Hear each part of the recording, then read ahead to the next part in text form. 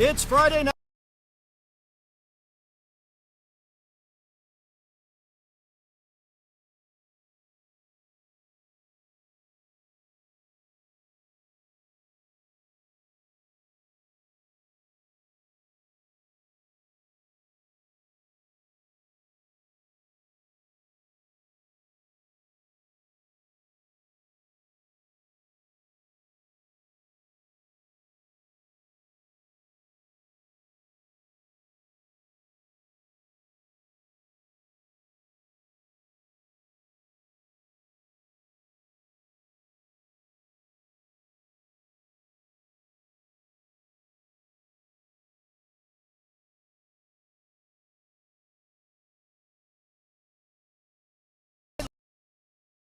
And StreamUtah.live.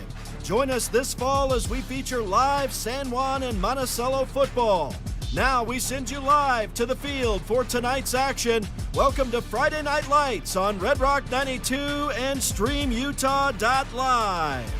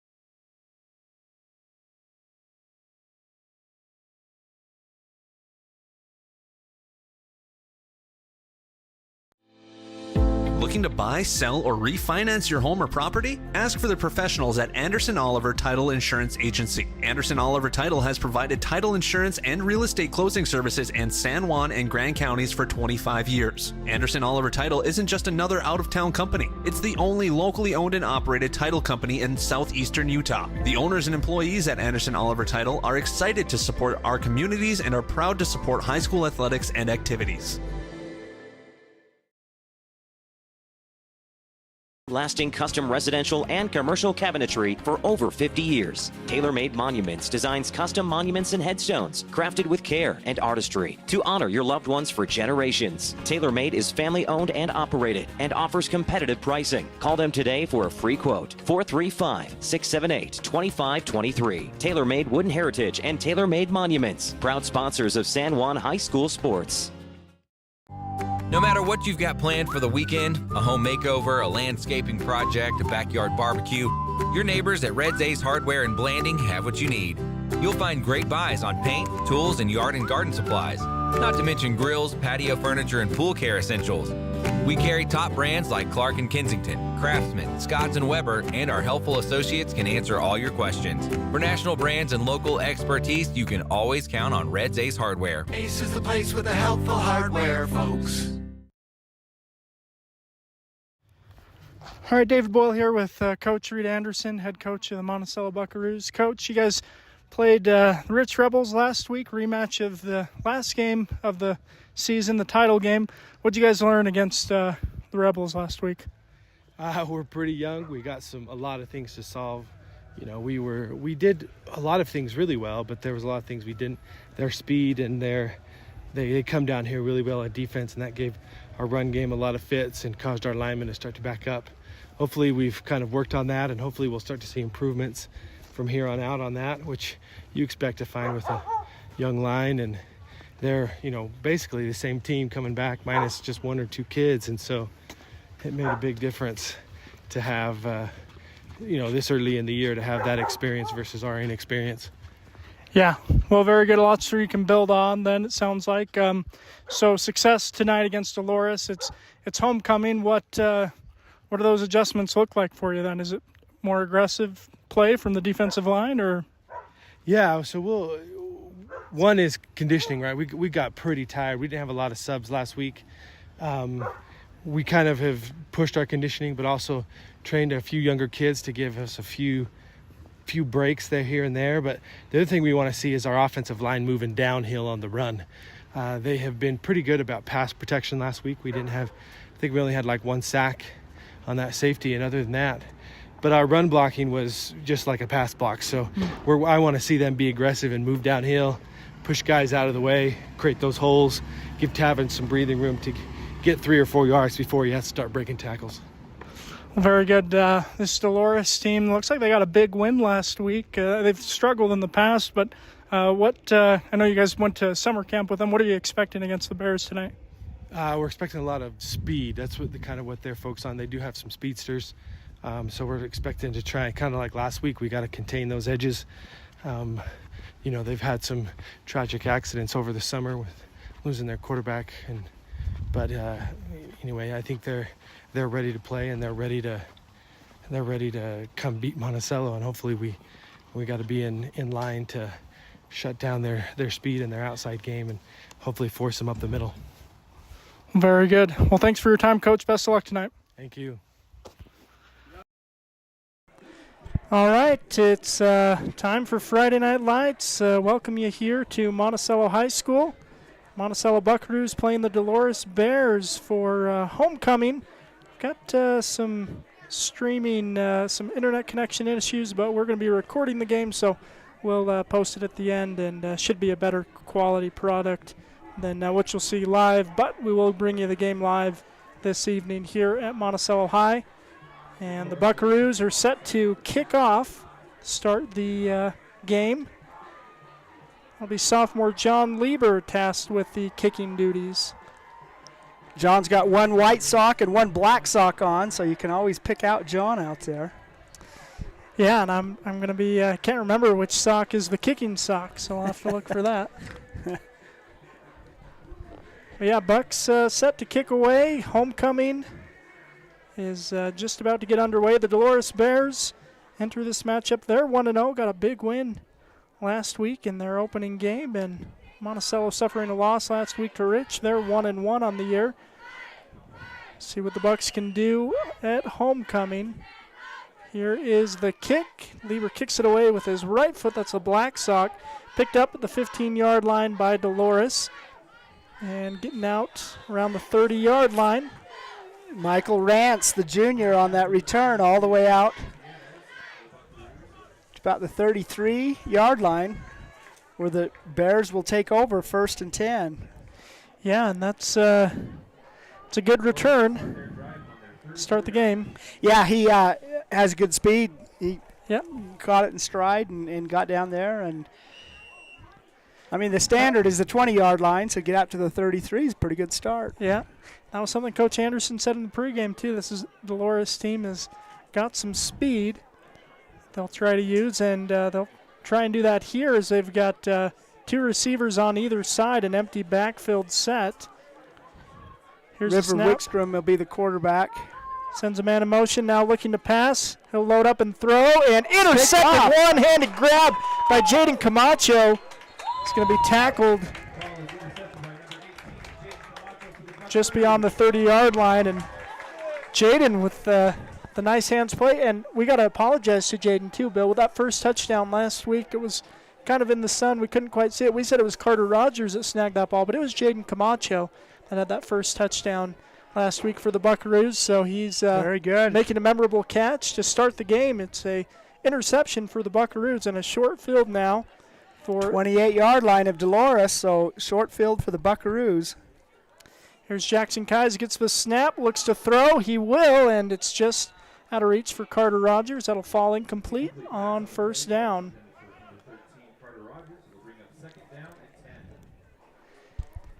So 2nd and 10 for the Buckaroos.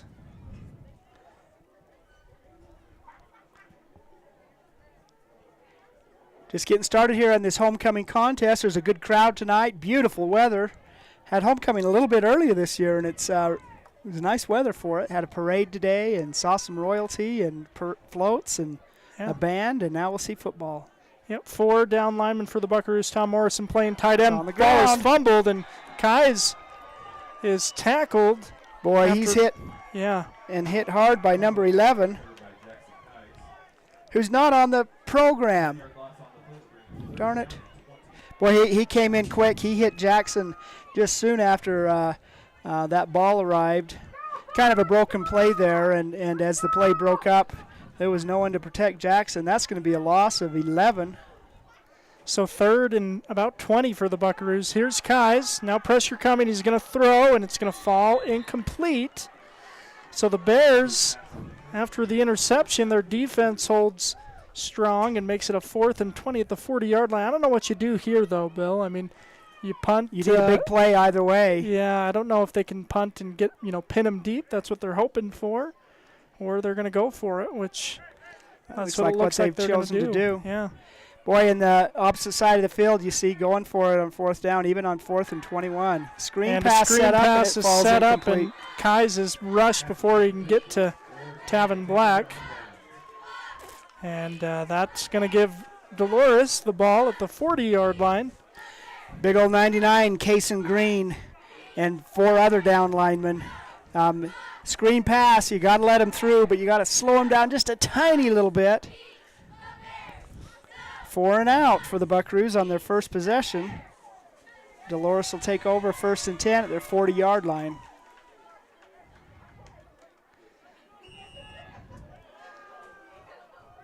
So 1st and 10 for the Bears.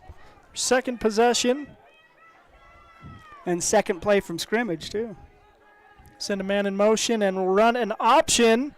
And the quarterback's going to tuck it. He'll be tackled by Lieber as well as, I think that's Camacho. Yep, on the tackle. Yeah, Lieber and Camacho. John got the first hit. He's Jaden right behind him. They stretched that play out. There was a lot of running, but no gain on the play. Went all the way out of bounds. 10:35 remaining in the first quarter. And a 2nd and 10 Peyton Dolores. Taffley was the defensive end on this near side, and he stretched the play out just enough that the pursuit was able to catch up. Fake handoff to one back, gets it to the other, and good hit in the open field by William Rogers. And then another Buckaroo came in there to help him out. I think it was Tavin Black. 3-yard gain by Michael Rance sets up 3rd and 7 at the 43-yard line of the Bears. Yeah, and Rance had some good speed, and if he could have beat Rogers, he could have had a really big gain. So nice job by William Rogers there to make that initial hit. 3rd and 7 for Dolores. They got split backs. The quarterback and the ball's a roller, and they're going to be dropped in the backfield for a loss. Looks like nice number play, 2, Peyton Taffley. That's going to be a loss of 3. Lose that 3 yards they gain, so we're 4th and 10, back where we started. And Peyton got in there so fast Yeah, he and did. just looked so agile. I thought he was a linebacker. And forget he's one of the starting offensive linemen for the Buckaroos. Nice strength from Taffley, and leads to a 4th down. Bears set to punt, and Monticello was close, unable to block it though. Carter Rogers will wave it off, and the ball will be down about the 25-yard line is where Monticello will start their second possession of the game. So, just like last week, started with a bit of a defensive battle, ended with a lot of points. Yeah, 55-20 was our final score last week when all was said and done. Monticello has their first possession in their side of the field, taking it over at the 25-yard line of the Buckaroos. 1st and 10. Kai's in the gun. He's got Tavin Black to his left. Sends Carter Rogers in motion. Will hand to Rogers on the sweep, and Rogers gets a block from Tavin Black, and he's got the edge to the 50, to the 40, and he's tackled. Down to the 35, 25, 40-yard run. Great run by Carter Rogers. 43-yard run by Carter Rogers, good for a 1st and 10. Yeah, and a good block by Tavin Black to get him that edge, and Carter Rogers in space. He's gonna fly, and he just does just that. Well, that's a nice play. Tavin such a good runner, but he's a big old blocker too, and that was very nice. So 1st and 10 for the Buckaroos, and a hard count, and they'll get the Bears to jump offside. They got me to jump offside too. I run the computer, and I started the clock as if the clock was happening. Well, we're gonna have to penalize you somehow. Yeah. Just like they penalized the Bears 5 yards. 1st and 5 for the Buckaroos at the 28-yard line. Yeah, 28. The sun is setting over the Abajo Mountains. Man, it's a beautiful day. Yeah. I'm a little bit obsessed with the weather. Enjoying it this time really of year. Nice. Again, Kais has got Black with him in the backfield. He'll fake the handoff, now throw, and it's just a little bit behind. Camacho can't snag it. Good coverage on the defense. I believe that's can't quite get their number. 23, Darren Hicks. Good defense there. Knock that pass down. 2nd and 5 for the Buckaroos. Cash Young into the game. He's a receiver on the near side. Here's a snap, and this time the ball will go to Tavin Black. Stutter step, nice gets move to the outside, and he's going to go out of bounds. Inside the 20, so that'll be good for a 1st and 10. 28, so 8-yard run there on 2nd down. And they'll set him at the 20-yard line. 1st and 10 for the Buckaroos. First time. At the red zone. Mm-hmm. Kais with another hard snap, and they'll take those 5 easy yards when they can. Maybe the Bears will be doing push-ups. Yeah, I know that. Timeout out on the field by Dolores. Got 1st and 5 inside the 15-yard line. 0-0 is our score. Take a break and be right back. Utah State University Blanding can help you earn a highly renowned education close to home. With locations in Blanding, Monticello, Montezuma Creek, and Monument Valley, local students can choose from over 100 degrees and programs and dozens of academic scholarships. Plus, get a head start on your degree now. Earn college credits while you're still in high school with concurrent enrollment through Utah State University. For more information and to apply now, visit blanding.usu.edu. Welcome back. And Dolores out of the timeout. They had a couple of 5-yard penalties, and so the Bears take a timeout to make sure they don't jump off sides again. So 1st and 5 once again for Monticello, this time at the 15-yard line. Lots of options in the playbook. They've got a tight end. They'll send Rogers in motion, fake the handoff, another handoff, and a throw, touchdown.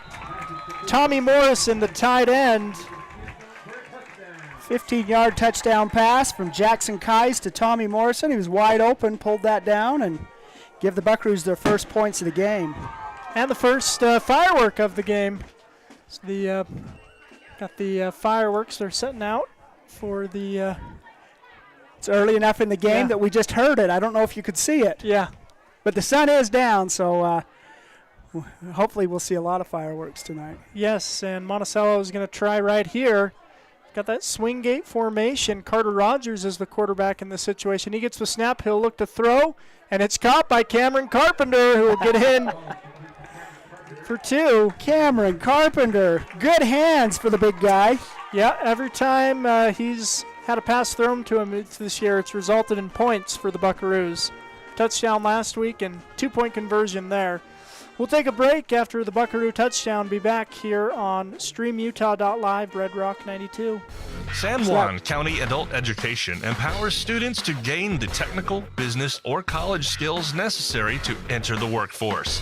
At San Juan County Adult Education, adult learners are given the opportunity to reach their personal, educational, and career goals. Students can earn a high school diploma, obtain a GED, increase their wage earning potential, and decrease barriers to self-reliance. To learn more, visit any USU Learning Center in San Juan County or email Gina Grover at jgrover@sjsd.org. Welcome back, and 8 minutes to go in the first quarter. Monticello's got an 8-0 lead here in the first. Nice start for the Buckaroos. Dolores has net 0 yards total offense right now. Get the ball. Here's that black sock kick. It'll drop at the 20 and be fielded on a bounce. Again, Dolores got a good return man in space. Michael Rance once again. He's ridden down from behind. Looked like a cowboy on. He'd be on a bear though. That'd be interesting. That'd be dangerous. Yeah. Had a Buckaroo, but he was on a bear. Out to the 34-yard line. They'll take over. 1st and 10. Like to welcome those who are listening and participating today. Sorry you can't be in Monticello for homecoming, but this hopefully will be the next best thing. Another thing that we see on our streaming is a lot of people watch these games afterwards. Like to revisit the events of the day of the game. 1st and 10 for the Bears. They'll fake a handoff, and going off the right side, Cameron Carpenter swallowed up the runner. Again, that's Rance. Yeah, Rance took the snap. River Wickstrom has been the quarterback the first couple of possessions, but Rance took that ball out of the shotgun. It's going to be a gain of 2. Carpenter comes up and holding his hand a little funny, so he's going to sub out. And the Buckaroos got some shift on the defensive line. Jerem Robinson in there at the end. Looks like some other players in there. I think Ronnie Gutierrez at nose. It's like Wickstrom is back as quarterback. He fakes a handoff. He's got a receiver. He's going to be overthrown. Just a little bit. Rance. Boy, he released just in time. The pass was just a little bit far. Incomplete. So 3rd and 9 for the Bears.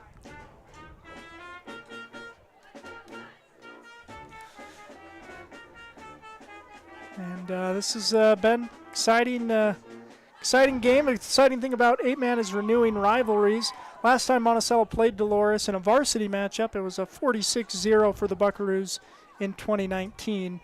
We'll tell you about the first time they played here next break we get.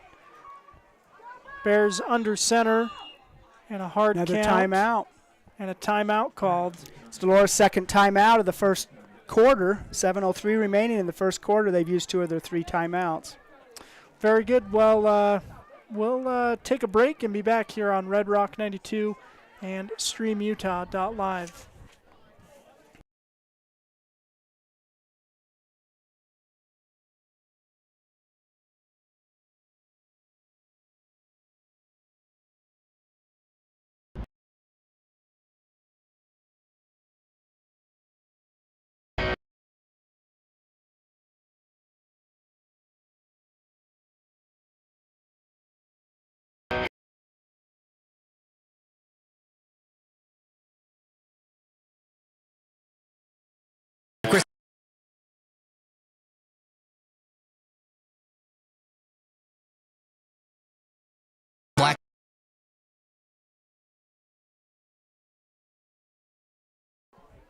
All right, welcome back. And a screen pass is going to fall incomplete on that play. Man, John Lieber in there hit that quarterback. It was a broken play. The snap was low and falls incomplete. It's going to be 3 and out. Looks like they're going to punt on 4th and 8. Knowles Home Furnishings. Number 11, who's not on the roster, who's had a pretty good game so far. I think we'll call his number a lot. We'll never call his name. Here's a snap. It's a low punt. That's going to be a Carter Rogers will scoop it up at the 40-yard line. He's got 2-man beat now, 3, 4. And there's a flag back where the kick was. He's going to get down to the 20. Down to the 11, but there was a roughing the kicker. Tommy Morrison hit the kicker soon after he got it away. I don't know how he didn't block it, but he didn't, which means if you touch the punter, it's a roughing the punter penalty. It's going to be an automatic first down. That's a big penalty for the Buckaroos. Against the Buckaroos.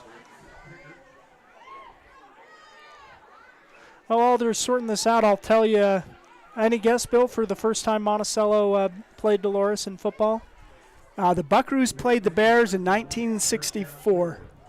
30 years before, 1934. 1934? Monticello played their first football game against the Grand Red Devils, and the next week they played Dolores and the Bears. They lost to them 50-0. Dolores got that first win in the matchup. Wow. Monticello's 8-2 all-time versus Dolores in varsity matchups. Boy, the ball is right on the 50-yard line, so it's on the Buckaroo 50 and it's on the Bear 50. Wickstrom right behind center, a really tight formation. We'll get the ball. And it's going to be fumbled. And Tavin Black will make the tackle for a 5-yard loss.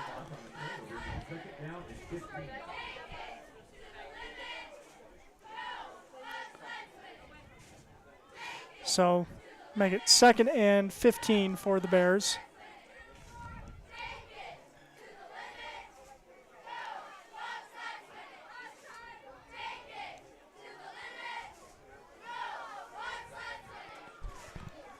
.545 remaining in the first quarter. Here's a snap and handoff to number 20. He's tackled in the backfield. John Lieber and Tavin Black back there. Boy, that was a solid hit, too, by those 2 Buckaroos who stopped Rance right in his tracks. A loss of 1. 3rd and 16. Into the game for the Buckaroos, Jerem Robinson giving Tavin Black a rest. Jerem's got nice fluorescent orange sleeves. Yeah. And black on black with black helmets, it's hard to tell the Buckaroos in a night game, so we look for indicators, and I really like some fluorescent sleeves every once in a while, just like the black and white socks. Yeah. 3rd and 16, and Rance will go in motion. The quarterback will keep and be tackled for a loss on 3rd down. And that was Rance again. Excuse me, that was Rance. He had number 33, Aiden Sweat, running along with him. But the Bears got the first down and then have moved backwards since. 4th and 17. It looks like they're in punting formation. Carter Rogers set back. We saw he returned that last one. He was called back from a penalty, but a big return. Ball Here's is the away. punt. That one is high and is going to be waved off and be downed about the 25-yard line. So 1st and 10 coming for the Buckaroos. Last Buckaroo possession started at the same spot, ended with a 75-yard scoring drive. Man, we're up against some competition tonight in our broadcast. I think that should be legislation that Friday night is for high school football, because the BYU Cougars are playing right now, and Philadelphia and the Green Bay Packers are playing right now. This is Friday night. You guys have your own nights. Come on. Yeah. Well, at least they're on another continent for that NFL game. 1st down and 10. Kais will load up, throw. He's got Rogers. Oh, and he'll grab the ball at midfield. Great catch by Carter Rogers. Nice throw. Really nice catch by Carter. 25-yard reception. Good for a Buckaroo first down, and they're in Bear territory. Well, no, they're right there on the 50-yard line. Boy, that was a nice catch. Yeah. Nice throw. Carter broke open. We may be seeing that if we can get some timing passes. We may see a lot of long passes tonight. 1st and 10 at midfield. Here's the snap. Kais will hand off to Tavin Black. Tavin bounces it outside. He's at the 30 and knocked out of bounds.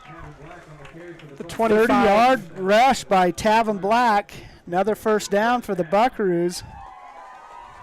25 yards. They're going to mark him out at the 25. Oh, 25 yards. But a big rush for Black, and Monticello again knocking it on that red zone.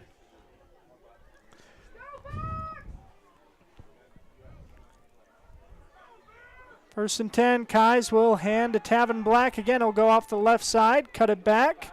Oh, still on his nice. feet. Great extra effort on the run, and he's going to pick up the first down, or be very close to it. 12-yard gain by Tavin. Boy, nice footwork. He cut back real well, and then he really had some nice moves on that play to get into red zone territory. And 1st and 10 for the Buckaroos. That's down to the 15-yard line, so that's a 15-yard gain. Here's a snap. Kais will hand off to Black 3 times in a row. Tavin will take it. This time he's chased down from behind. Kason Green, yard line. Big Bear, brings him down. It's going to be a gain of 2, it looks like, for Tavin. 2nd and 8.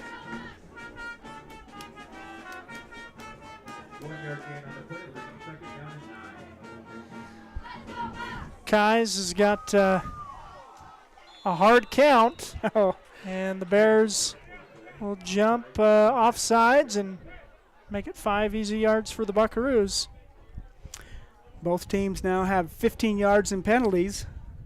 Monticello's came in one fell swoop. 3 offsides against the Bears. After the penalty, the penalty will be 2nd down and 4.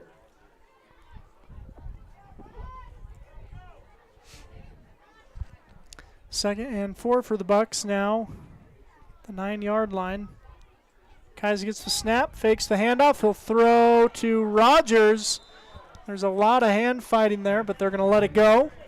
Incomplete pass. Yeah, it was kind of out of the back of the end zone, so yeah, they let a lot go if it's an uncatchable ball sometimes. Yeah. Pass to Camacho.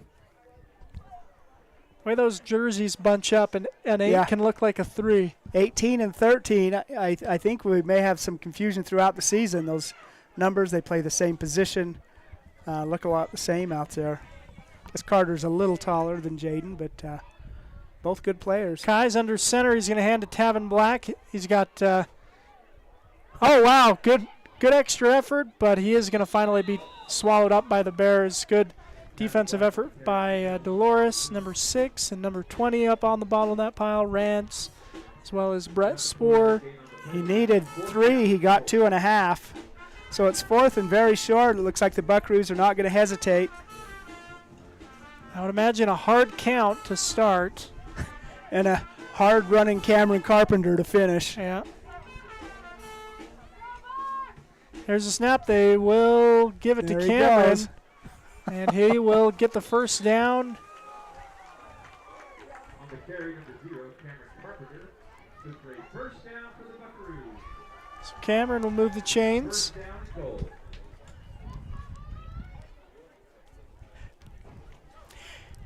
You're watching the video, so you have an idea. Cameron is a big kid, and he's bigger than you may even realize. He's close to 300 pounds. He wrestles heavyweight. You got to be under 275 to wrestle heavyweight. 285. 285.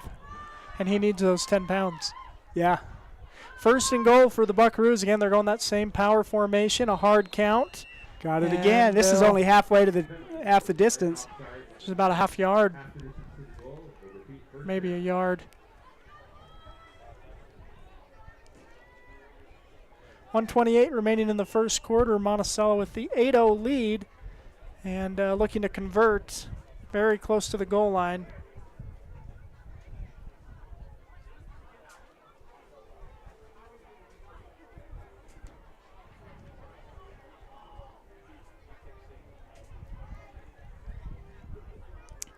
Again, that same power formation. They've got 4 down linemen. They've got Cameron Carpenter as the fullback. They'll hand to Tavin, though. He'll follow Cameron into the end zone for 6. Touchdown, Monticello. 1-yard touchdown run by Tavin Black.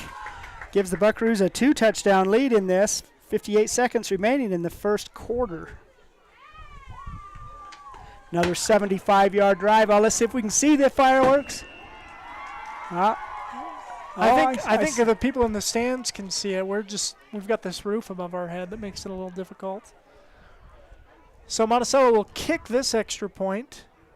Snap, hold, kick is up and good. Through. Extra point by John Lieber is good. John Lieber kick. Makes the count 15-0. We'll take a break and be back here on Red Rock 92 and StreamUtah.live.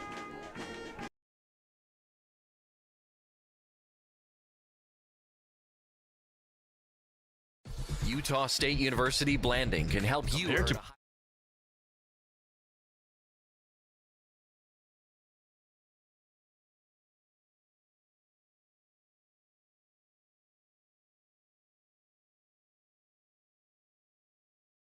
Previous vocational classes, career and technical education courses now span nearly every industry, including automotive, welding, health science, business, digital arts, computer science, and more. CTE students learn valuable, real-world technical skills with a solid academic foundation while exploring career options or pursuing their passions. And Monticello with a neat lead here early at homecoming, a 15-0 lead over the visiting Dolores Bears. Yeah, 2 big 75-yard scoring drives, doing it on the ground and in the air. Defense is bending a little bit, but hasn't given up much to the Bears, and 15-0 lead is the result. So John Lieber to kick away. This boot is short, and Dolores will field it. Number 6 goes out and up and gets to the 45-yard line. Brett Spoor on the return for the Bears. Seth Taylor in on the tackle. Dolores will start their drive on their 44-yard line. First and 10 at the 44. 50 seconds remaining in this first quarter.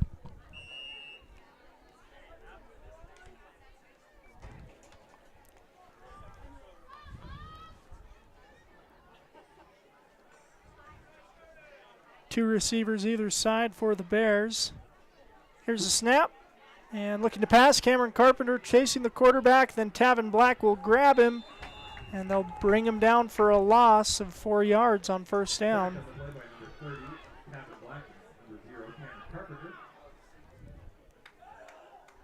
4-yard loss on the play will bring up second down and 14. Looks like he went out of bounds, so the clock is stopped.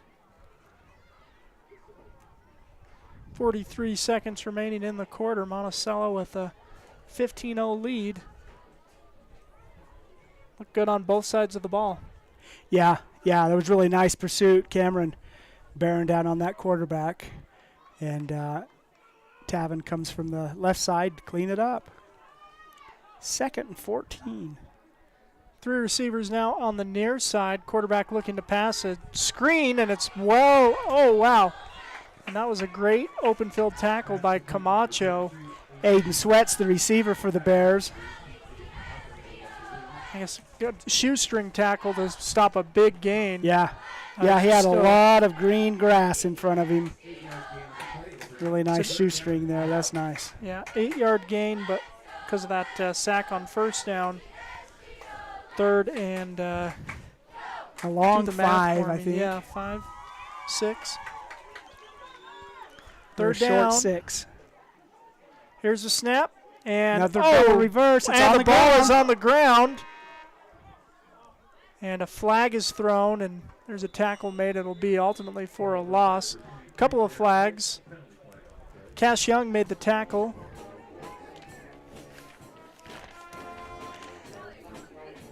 They've had a couple of those multiple handoffs in the background, and I think it's been a broken field play every time. Got a holding against the Bears. It's going to be declined. A block in the back.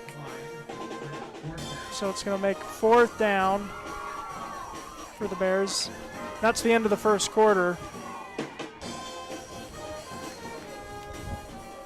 So after 1 quarter of play, 15-0 is the score here in Monticello, the homecoming contest between the Monticello Buckaroos and the Dolores Bears. Take a break and be back.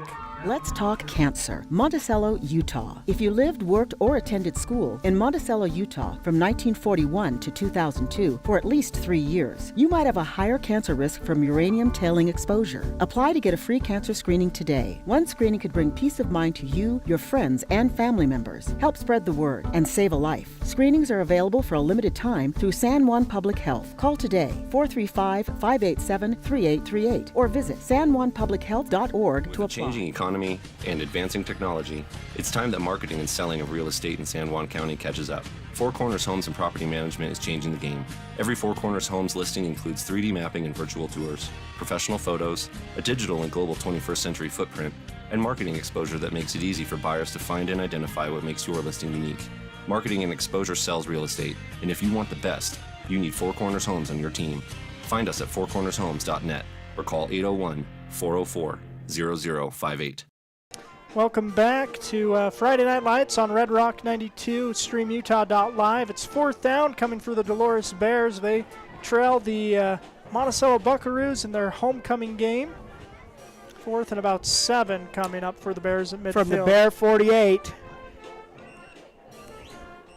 In 1A football, or in eight-man football, I guess is a better way to put it. Quite often you'll see them go for it on 4th down, but I don't know, 4th and 8. Well, it's 4th and 7, 6. Yeah, 4th and 7. Yeah, I think you're right. Or 6, yeah, around there. But, yeah, I don't know. Down 15-0.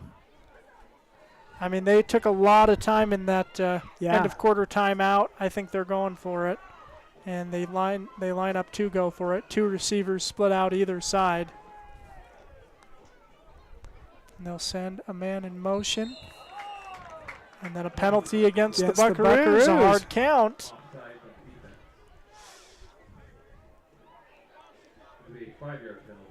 I bet you the Monticello scout team defense doesn't do that. They probably get to practice that a lot.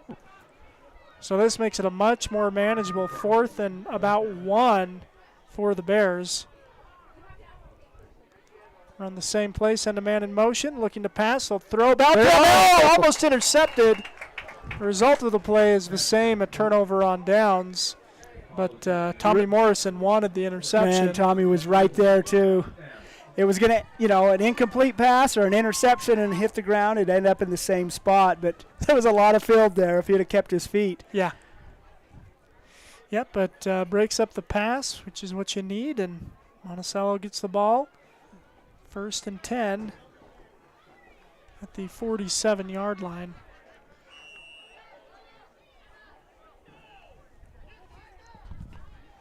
Rogers in motion. They'll hand off to him on the jet sweep, and he's got Tavin Black in front of him blocking. He'll run out of bounds after a gain on first down. Davian Palicki on the defense there for the Bears. Knocks Rogers out of bounds after a gain of 7. That was the same play that went for 25 yards last time we saw. No, 43 yards earlier in the game. Yeah. That same formation, they got Morrison as the tight end. Hard count now. Here's a snap. Kai's looking to pass. He'll throw to Tavin Black, and Tavin's unable to grab it. It's a little high, and he knew it was a screen pass, so he could tell the defense was bearing down on him, as Dolores will be out to do. But incomplete pass. Going to make it 3rd down and 3 for the Bucks. Kai's completed 3 of 9 passes in that first quarter.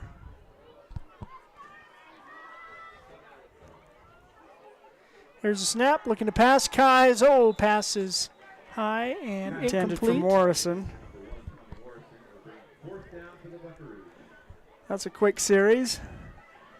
4th and 3. Their own side of the field. Yeah, and the Buckaroos are going to go for it here, I'd imagine.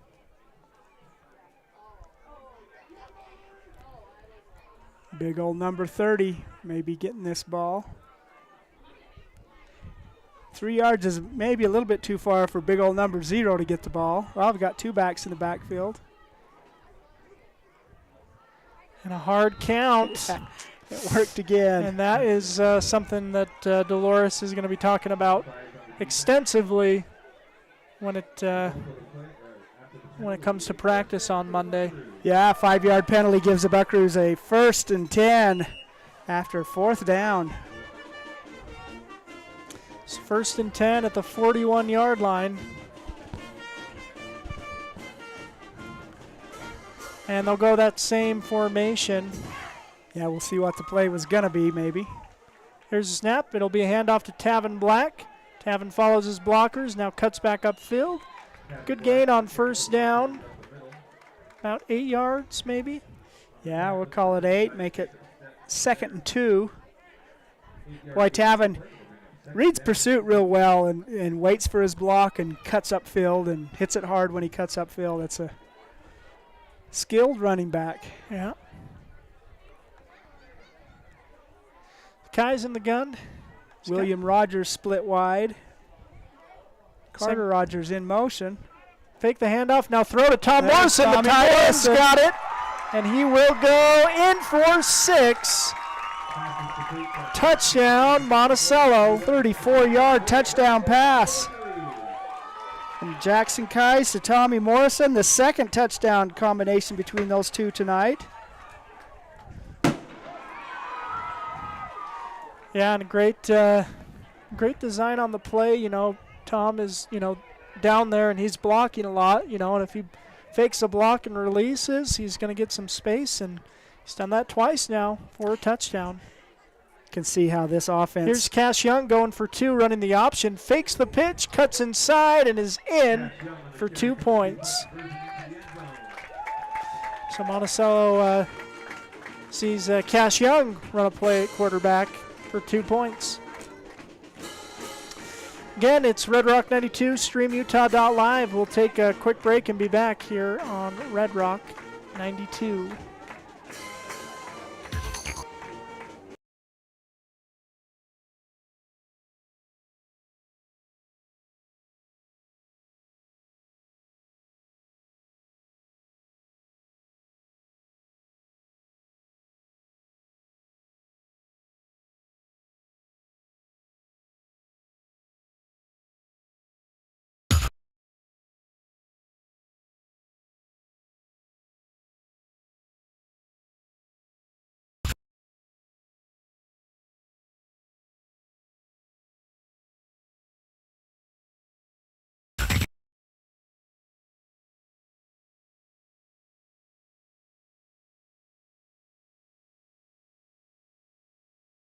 Just now.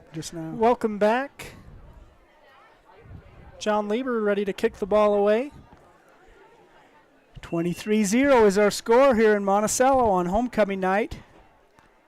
Here's a boot by Lieber. Will go and be scooped up at the 21-yard line. Good run, and now into the open field goes the Bears.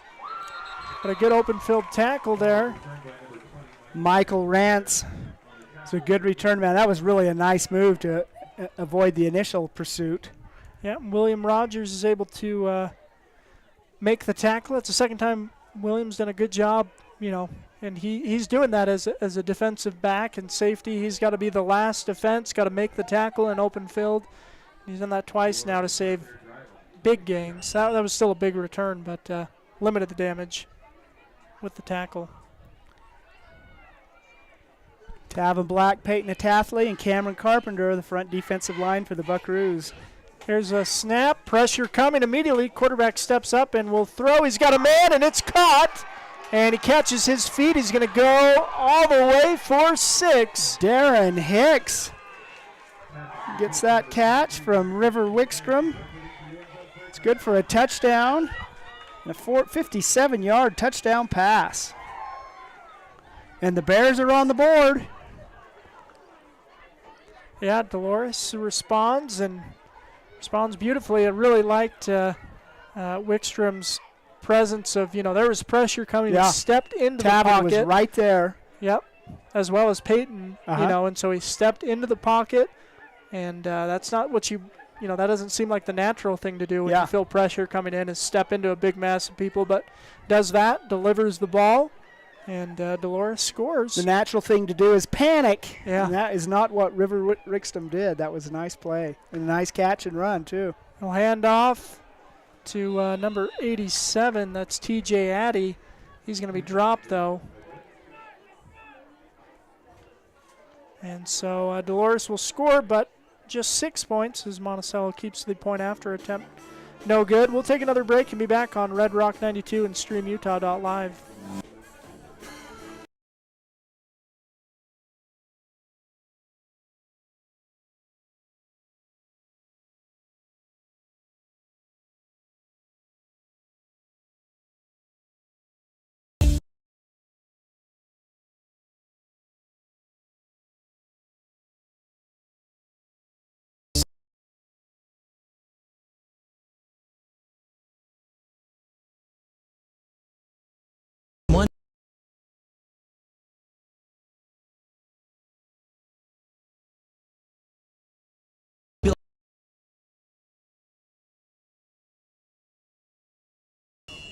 All right, welcome you back. And after the touchdown, Dolores will kick away. This one's slow, and it's going to get across the 10-yard line, and Monticello did not jump on it. So Dolores is going to get the ball. Onside kick.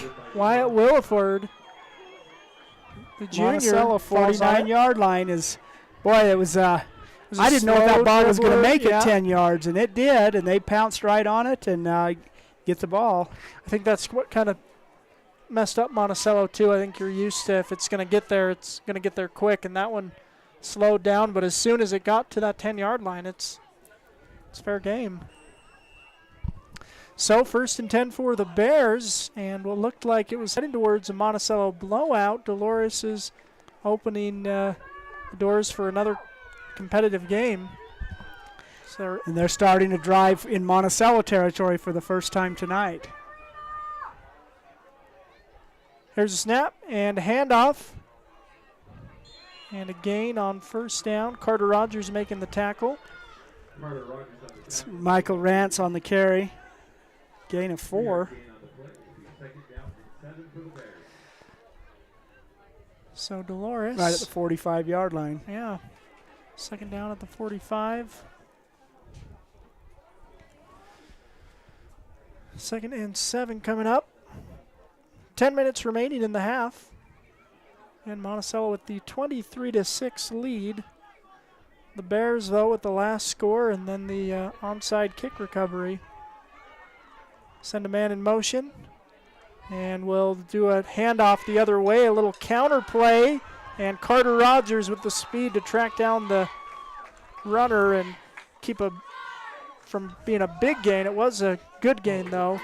for Michael Rance. He's going to be just short of a first down, about a 6-yard gain on second down, so 3rd and 1 coming up for the Bears. Ball at the 39-yard line. The Bears had 9 runs from scrimmage in the first quarter, and 7 of them were for negative or 0 yards, and now they've got 2 back-to-back gains. So the Bears are building some momentum in this game. And they'll go power formation, and we'll hand off, and it's going to be a loss on 3rd down. Carter Rogers in the backfield, Tavin Black with him, and John Lieber all combining on that swarming stop on 3rd down. Loss of about 3. Make it 4th and 4 to go for the Bears. They'll go for it here at midfield. Yeah, the Buckaroo 43-yard line. Well, that was a swarming Buckaroo defense. There were a bunch of black shirts in the backfield on that. Nice penetration. I think Cameron Carpenter is the one who started that, and about 6 of his teammates finished it up. And we got a penalty. False start against the Bears. Another 5-yard procedural penalty against the Bears. Not what they needed. Well, that's a tough one, too. Yeah, make it 4th and 10. Wonder if the Bears are going to consider punting here instead. But doesn't look like it. Again, near midfield, that's what you do in 8-man football.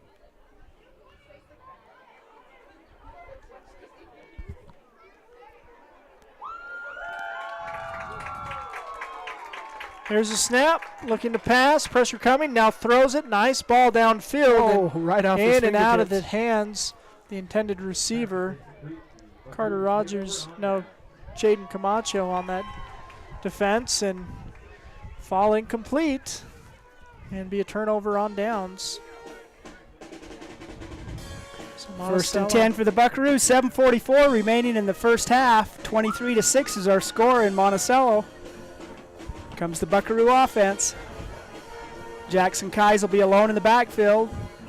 Take it in a shotgun.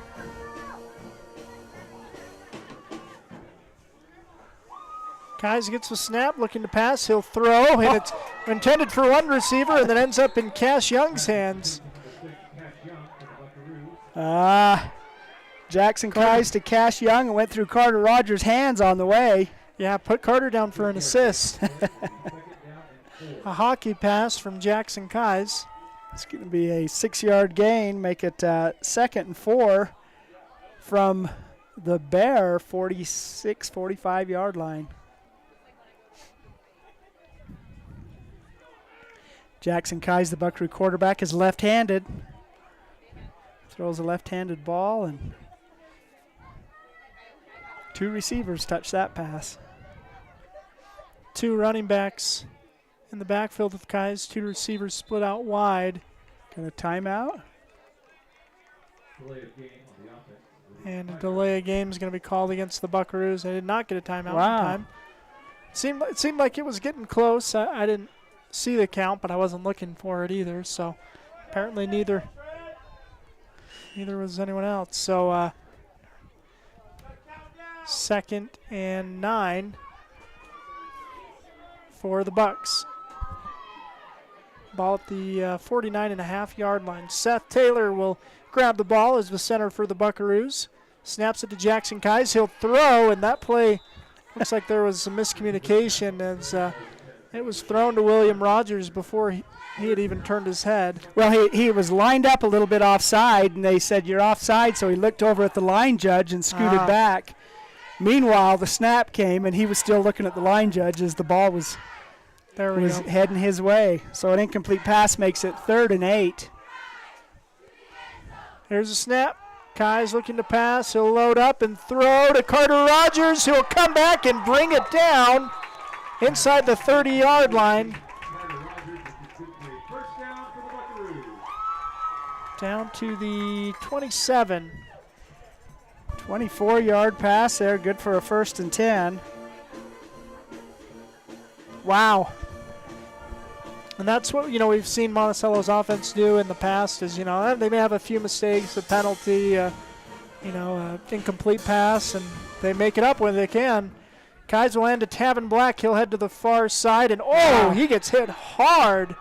Boy, number 23, Darren Hicks, came up and hit Tavin as he was slowing down to try to cut upfield, and knocked him down, a gain of 2 for Tavin. 2nd and 8. I'm impressed with Jackson. He really took his time on that pass and allowed the play to develop, and boy, if he has time, he can really throw a good ball. Here's a snap. Kais will hand to Tavin Black. This time he'll run the defender over. He was looking for contact going up the middle of the field. And 55 Jacob Stepp and Tavin Black have a head-on collision. 5 yard gain on the play. Going to make it 3rd and 3 for Monticello.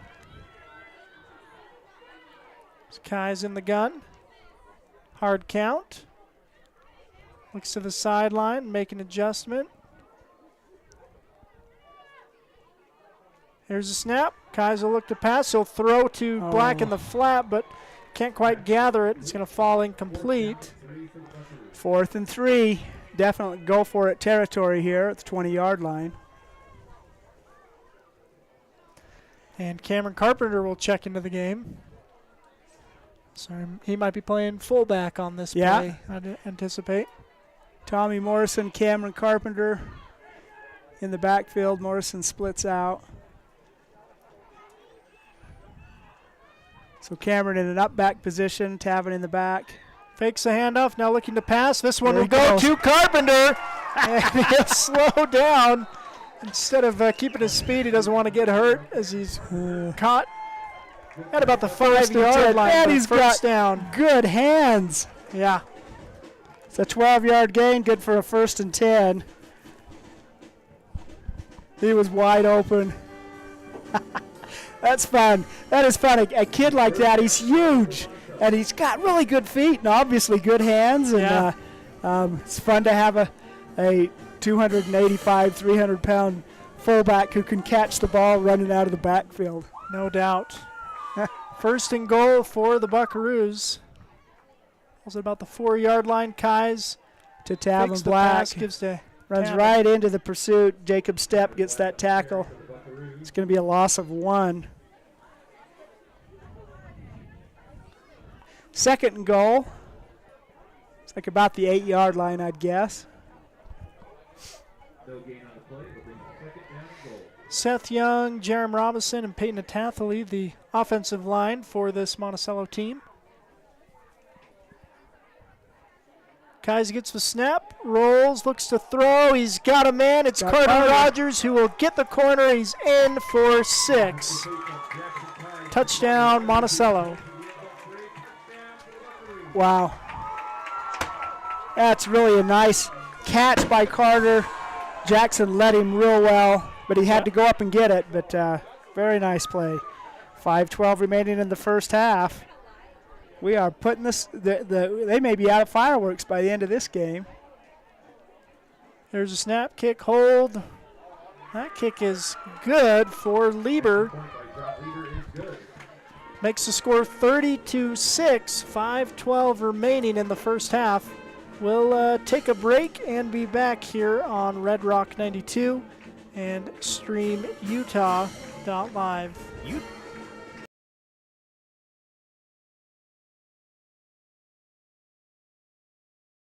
Landing, as well as Montezuma Creek and Monument Valley, where our therapists have helped athletes of all ages get back in the game since 1996. Precision Rehab is dedicated to restoring you and your loved ones to peak performance when pain and injury slow you down. We offer innovative, effective treatments that make a difference. Treatment is covered by most insurances, including Medicare. Call 435-678-3869 for an appointment. That's 435-678-3869. Or find out more at precisionrehabutah.com. All right, welcome you back. Monticello scoring on that drive. Cameron Carpenter catches his first ball that wasn't worth points, but it was a 4th down conversion. Yeah, it was a big play. Big play. Fake him up the middle. Split him out. wide open. Lieber with the kick, and it's muffed, picked up at the 25. And a good return out past the 40. 18-yard return there, set up the Bears. 1st and 10 at their own 43-yard line. 5 minutes remaining in the half.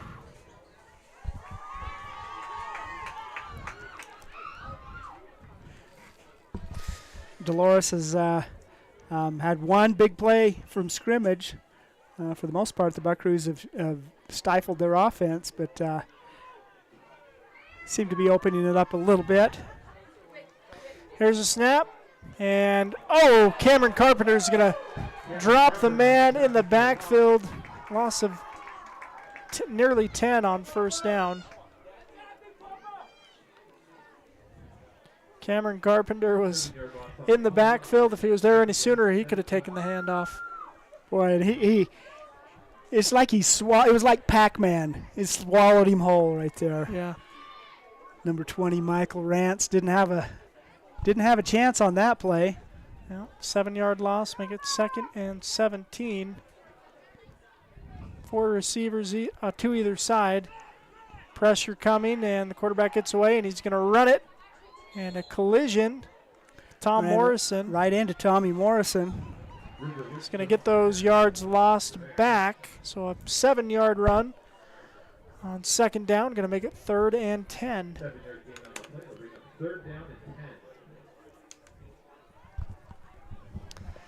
3rd and 10 for the Bears. Again, that same formation that's worked well for them. Pressure coming. Now that ball is thrown up and is going to fall incomplete. Camacho on the defense, step for step. Intended for Michael Rance. Jaden Camacho right there with him. 4th and 10, 4 minutes remaining in the half.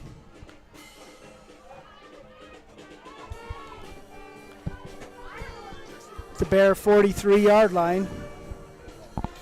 The Bears are in their huddle. We'll see. Yeah, looks like they're lined up like they'll go for it.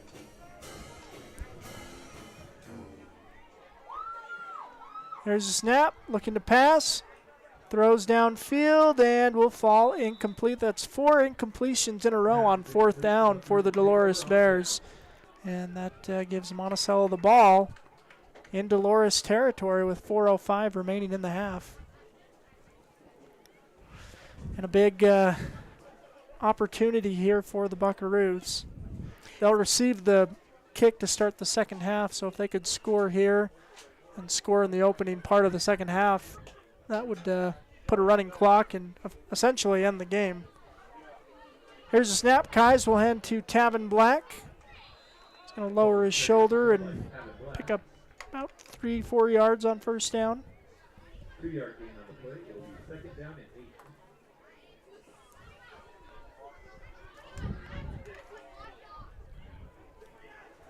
Little sliver of a moon. I think the new moon's tomorrow. Yeah, not much there. They've got some lights, though, to help everyone see on the field. 2nd down, Kais fakes the handoff, throws a bullet. Wow, what a pass to Carter Rogers. He's going to go all the way for 6. That was a fastball from the southpaw. Yeah. Just a beautiful throw from Jackson Kais. Yeah, that was a very, very nice play. Caught him in stride. Carter's got tremendous speed. Yep. Boy, big score for the Buckaroos. 3:21 remaining in the 1st half. And it looks like Monticello's starting to pull away. Here's a snap, and it's low. Rogers is going to pick it up. William Rogers will spin in for 2. So William says, I've seen enough of Carter scoring. I want some points too. And the low snap he picks up and turns the broken play into 2 points for the Buckaroos.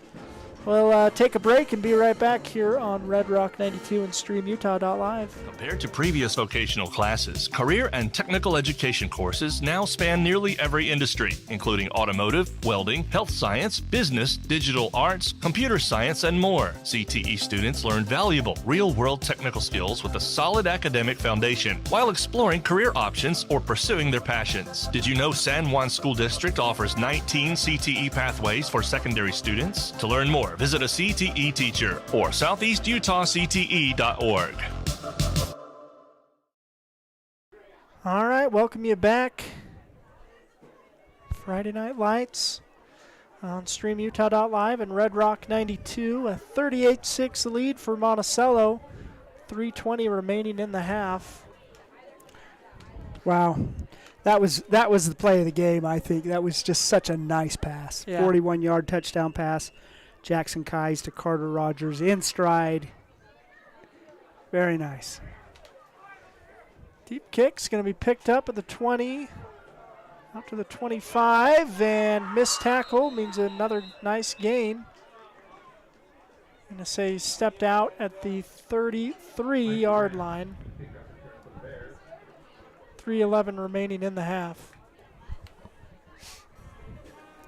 Of this first half of this homecoming game for the Monticello Buckaroos. Yeah, I'll have imagine extended halftime here. We're going to see some royalty. It's fun to see Alexis Bailey, who's the first attendant in the homecoming royalty. She plays the drums in the band, and she's got this fluorescent pink flamingo dress that she's wearing as she's at the drums. It's awesome. Very fun. She came in on the helicopter.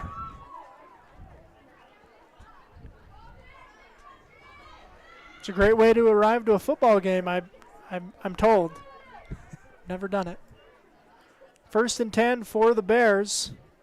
Under center, here's a snap to Rance, and he'll pitch it on the option. And good run, gain. Looks like... That's our number 11, who we don't know who it is, but he really had a nice spin move there to keep the play alive and make positive yards. It's a gain of 4. I believe that was Tavin Black on the tackle. 4-yard gain on the play. It'll be 2nd down and 6. Gain of 4.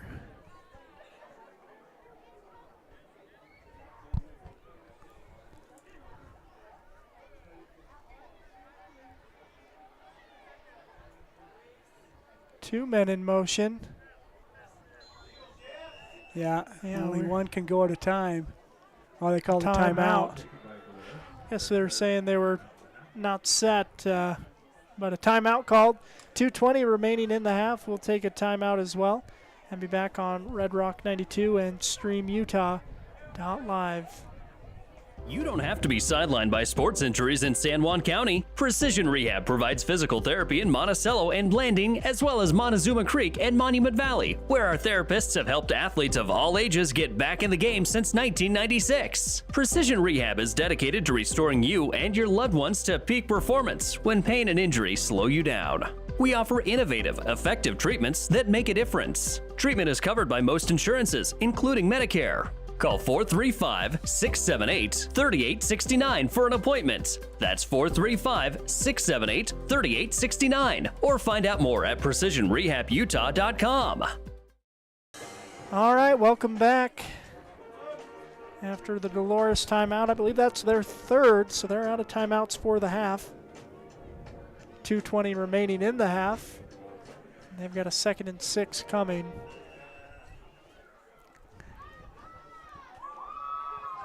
There's a snap, fake a handoff, quarterback will keep it and breaks a tackle. He's going to have a first down and more as he lowers the shoulder at midfield.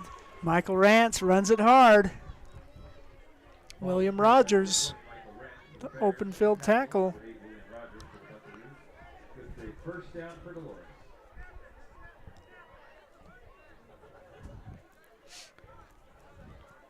Ronnie Harris. 13-yard gain there for Rance. Good for a 1st and 10. Yeah, Ronnie Harris subbing into the game. Ball's right at midfield. Minute 54 remaining in the first half.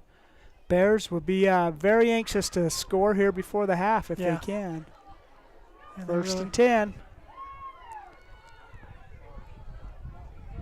Here's a snap and a run up the right side. Student body right. Rance will go out of bounds. Hits William Rogers as he's going out. Looks like it may be a gain of 1.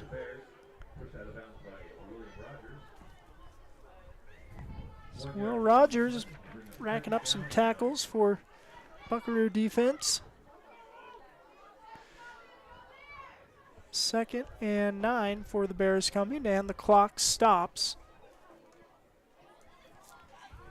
Not out of bounds. Got 5 down linemen, so power formation for Dolores. Here's a snap, handoff on the counter, and it's going to be hitting the backfield. John Lieber will finish off the job for a loss of 2. Cameron had the initial hit, and John Lieber wrapped him up and put him down, a loss of 1. So 3rd and 10 coming for the Bears. Clock a-ticking. Minute 10 remaining in the first half. Homecoming at Monticello High School. And that same power formation for Dolores. Here's a snap and a pass. Throw is caught for a first down. Tommy Morrison makes the tackle at the 20-yard line. Pass from River Wickstrom to Jacob Stepp.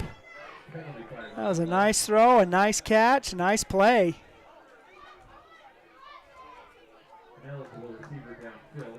Oh, man.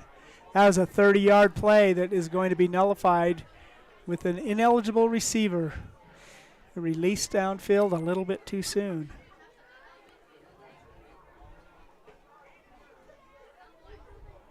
Yeah. Yeah, that's tough for the Bears. Stepp's listed as the center. You know, I saw him catching passes in the warm-up, and thought, he's got good hands for number 55. Yeah, you don't always expect number 55 to have good hands. Number 0, though, that's a number you usually expect to have good hands. You just don't expect it to. 300 pounds of good hands. Yeah. Boy, that's a big penalty. That moves him back. Yep, 3rd and 15 now. 3rd and 15. 40 seconds remaining in the half. Here's a snap, another pass. And this one is up. Ooh, nice defense, but they're going to say that Cash Young had his arms around the defender. Or, excuse me, around the receiver. Yeah, I mean, it's right there, really good defense, but little too good. Yeah. Got his arms on him a little early. 12 yards downfield was where that pass was intended. Defensive pass interference is the call.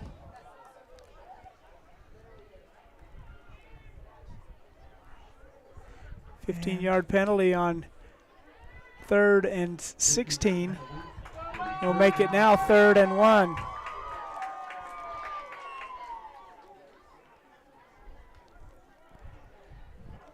.29 seconds remaining in the half.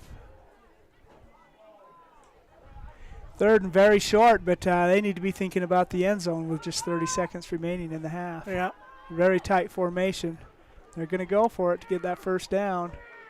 Well, they'll have a second to stop the clock to move the chains, but Bears need to get up on it quick with no timeouts.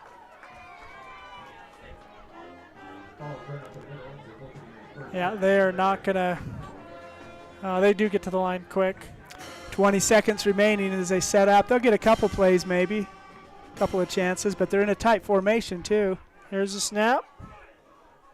Pass is launched downfield. It'll fall incomplete. 8 seconds left in the half, so incomplete pass stops the clock. 1 or 2 more plays for Dolores.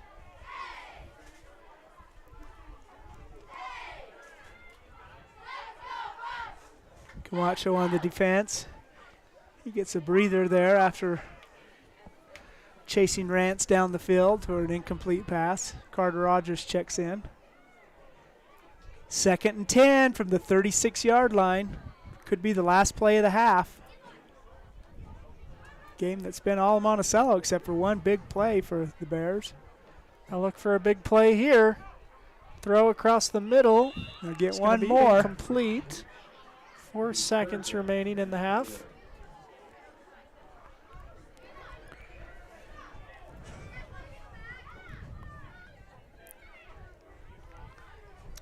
One more shot for the Bears. Again, stick with us for halftime. We'll have halftime stats. Maybe able to show you the homecoming royalty if we're able to get the camera to cooperate. And anyway, should be a good time. Here's the third down, final play of the half, barring a penalty. And Dolores will be throwing for the end zone. Pressure coming. And it'll get chucked away and go out of bounds. And that will end the first half. It's a 38-6 lead for Monticello. Ronnie Harris had good defensive pressure on the quarterback there. Yeah, you like that. Well, very good. Again, 38-6 is the score through one half of play. And Monticello's looked great on offense, good on defense, besides one big play given up. We'll take a break and be back with first half statistics from this one on Red Rock 92 and StreamUtah.live. Desert.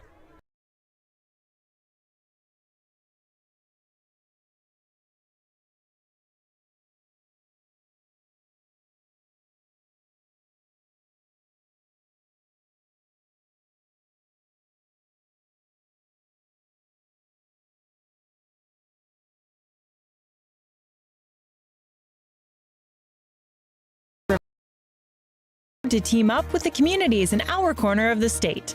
A nationwide network of ATMs and branches. For almost 20 years, residential construction has been our focus at Lee Contracting. Specializing in remodels and additions, we can take your house from ground to finish, and we can handle your new construction and concrete needs too. No job is too small for Lee Contracting. Give us a call today at 435-459-1314. Lee Contracting is a proud sponsor of local high school sports. Life is a series of cherished moments, filled with milestones that define our journey, moments of love, joy, and shared experiences. Each moment contributes to our story. As each chapter unfolds, our experiences shape us, defining who we are. When it's time to celebrate a life, ensure your loved ones are remembered with the grace, dignity, and individuality they deserve. San Juan Mortuary, celebrating life, honoring memories, transcending tradition.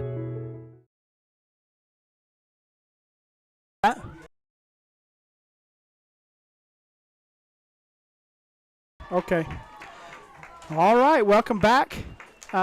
Halftime at Monticello High School, where the Buckaroos lead the Bears 38-6 here for homecoming. There's got a lot going on for the homecoming, and we're working on the camera. I'll tell you a little bit about the stats as I've been able to put them together. I was compiling them when we came out of the break. Jackson Kais has one carry, is negative 11 yards. He was caught in the backfield. Carter Rogers, 2 carries for 50 yards. Tavin Black, 11 carries for 70 yards and a touchdown. Cameron Carpenter, 1 carry for 3 yards, well-timed first down. And Cash Young has 1 carry for 3 yards as a 2-point conversion. And William Rogers has 1 carry for 3 yards and a 2-point conversion. A lot of, the Buckaroos really got things going in the air in the first half. They have 4 touchdown passes by Jackson Kais. Including 2 to Tommy Morrison and 2 to Carter Rogers. I don't have all the total yardage on that, but really a pretty dominating first half for the Buckaroos. Score 38 points. For the Bears, they had one big play as a really nice 57-yard pass from River Wickstrom to Darren Hicks. And the extra point was no good. So that's the score for the Dolores Bears. 38-6 is our score here at halftime. Monticello, Dolores went for it on fourth down time and time again, and incomplete passes were quite often the result. So I look at penalties. Penalties became a big issue. The hard count by Jackson Kais was very successful in drawing Dolores defense offsides, and it got them first downs a couple of times. Dolores has been penalized 1, 2, 3, 4, 5, 6, 7 times for 31 yards. The Buckaroos had some big penalties, some personal foul type penalties. They were penalized 1, 2, 3, 4 times, but 2 of those were the big 15-yard penalties, and so for 40 yards was their total. Dolores from the air completed just 2 passes, including that 57-yard touchdown pass, 65 yards total passing for Dolores. Completed 2 of 11 passes for 1 touchdown and 1 interception. Kais, 1, 2, 3, 4.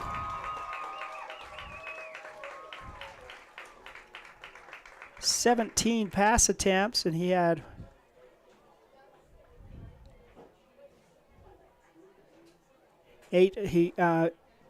Jackson completed 8 of 17 passes and has had the 4 touchdown passes. So a really nice. And again, I've noticed when Jackson takes his time and has the time, he can really throw a good ball, and caught those 4 runners all in stride, 4 impressive touchdowns. It started off for the Buckaroos with a 15-yard pass from Kais to Tommy Morrison.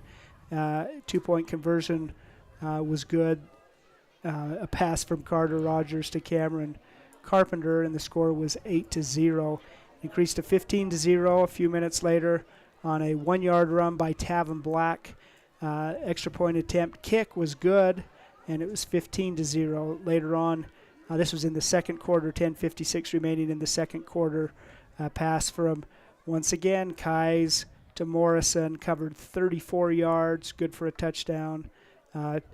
Extra point conversion was good. It was a 2-point conversion by Cash Young, 23-0. It looked like the route was on, but the subsequent play is 57-yard from the first play of scrimmage on the Bears' first possession. Extra point no good, 23-6. The Buckaroos fumbled the subsequent kickoff. I guess they didn't fumble it. It was an onside kick that the Bears were able to recover. Yeah, they didn't cover it. Monticello didn't cover it. So the Bears took over, got into Buckaroo territory, but that's where all momentum stopped, and it's been Monticello ever since. 5:12 remaining in the first half. An 8-yard pass from Kais to Carter Rogers, and then a 41-yard pass from Kais to Carter Rogers a couple minutes later. 38-6 is our score. What do you have, David? 38-6. That's what I've got for right now. Again, 8 minutes remaining in the half. We'll go ahead and take a break, and when we come back, we'll have some halftime scores from some other games to bring you here on Red Rock 92 and StreamUtah.live.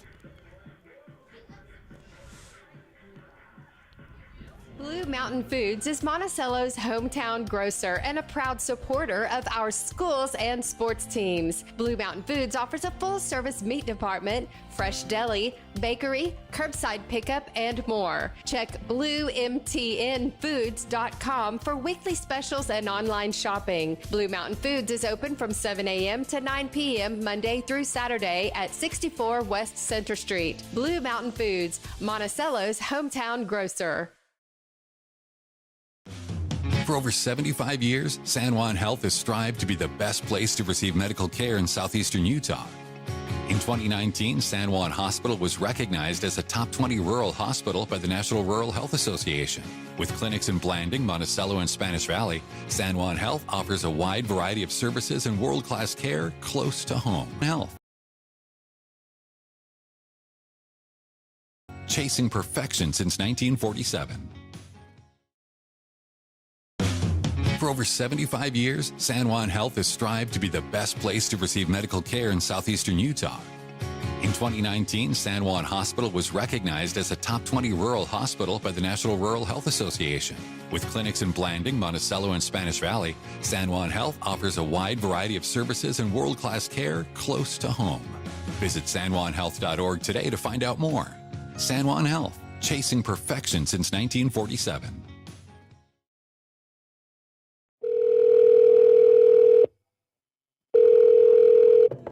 Hello, this is Dave's phone. Leave me a message at the beep. Hey, Dad. I just drove past the park you took me to on my 10th birthday. Remember how we fell into the stream? I just wanted to let you know I was thinking about you. Call me back. Love you. Reminding someone of their worth is suicide prevention. Learn more at liveonutah.org. Your business depends on high-quality phone service. Emory Telecom's advanced IP-based phone system has you covered. Connect with Emory Telecom today to benefit from quality phone services, cutting-edge equipment, and local support. We'll give you a complimentary walkthrough, professional installation, advanced phone features, and more. Call 435-259-8521 in Moab, 435-298-8023 in San Juan County, or visit emorytelecom.com. Emory Telecom, connecting you to success one call at a time.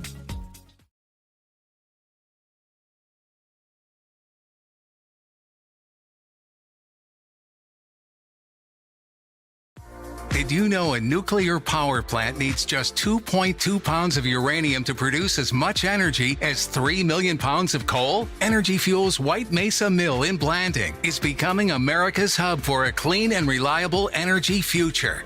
They're revolutionizing the way we power our world by harnessing the incredible energy contained in naturally occurring uranium to fuel clean, carbon-free nuclear power. Visit energyfuels.com to see how they're energizing tomorrow.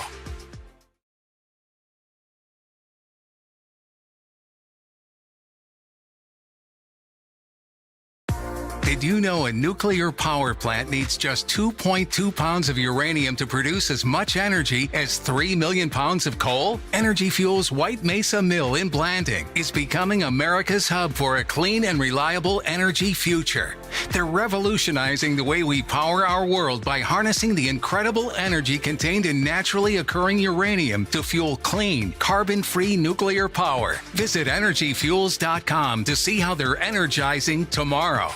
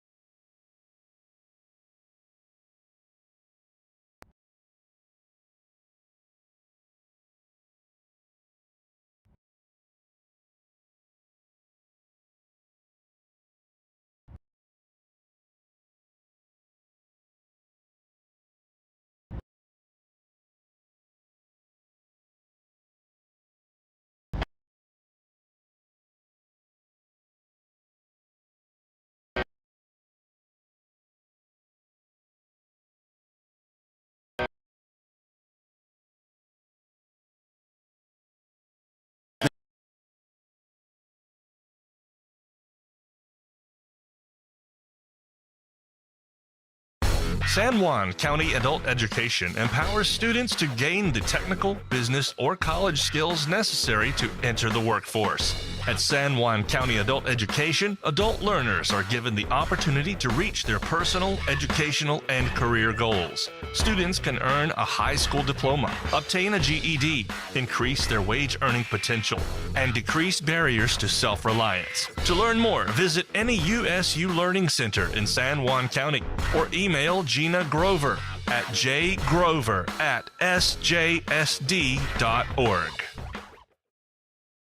Utah State University Blanding can help you earn a highly renowned education close to home. With locations in Blanding, Monticello, Montezuma Creek, and Monument Valley, local students can choose from over 100 degrees and programs and dozens of academic scholarships. Plus, get a head start on your degree now. Earn college credits while you're still in high school with concurrent enrollment through Utah State University. For more information and to apply now, visit blanding.usu.edu.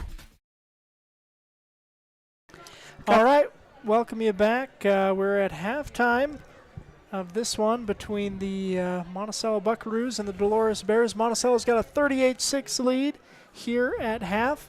We're taking a look at some halftime scores in the area. San Juan has got a 41-0 lead over Summit Academy early in the third quarter, so running clock there for the Broncos. They'll get another win at home.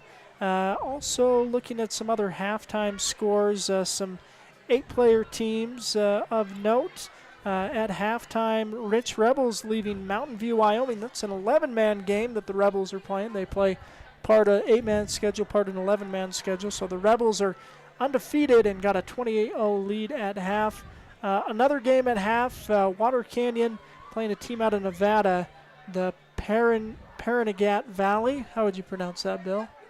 You ever heard of that? Paranagat. Yeah, Paranagat.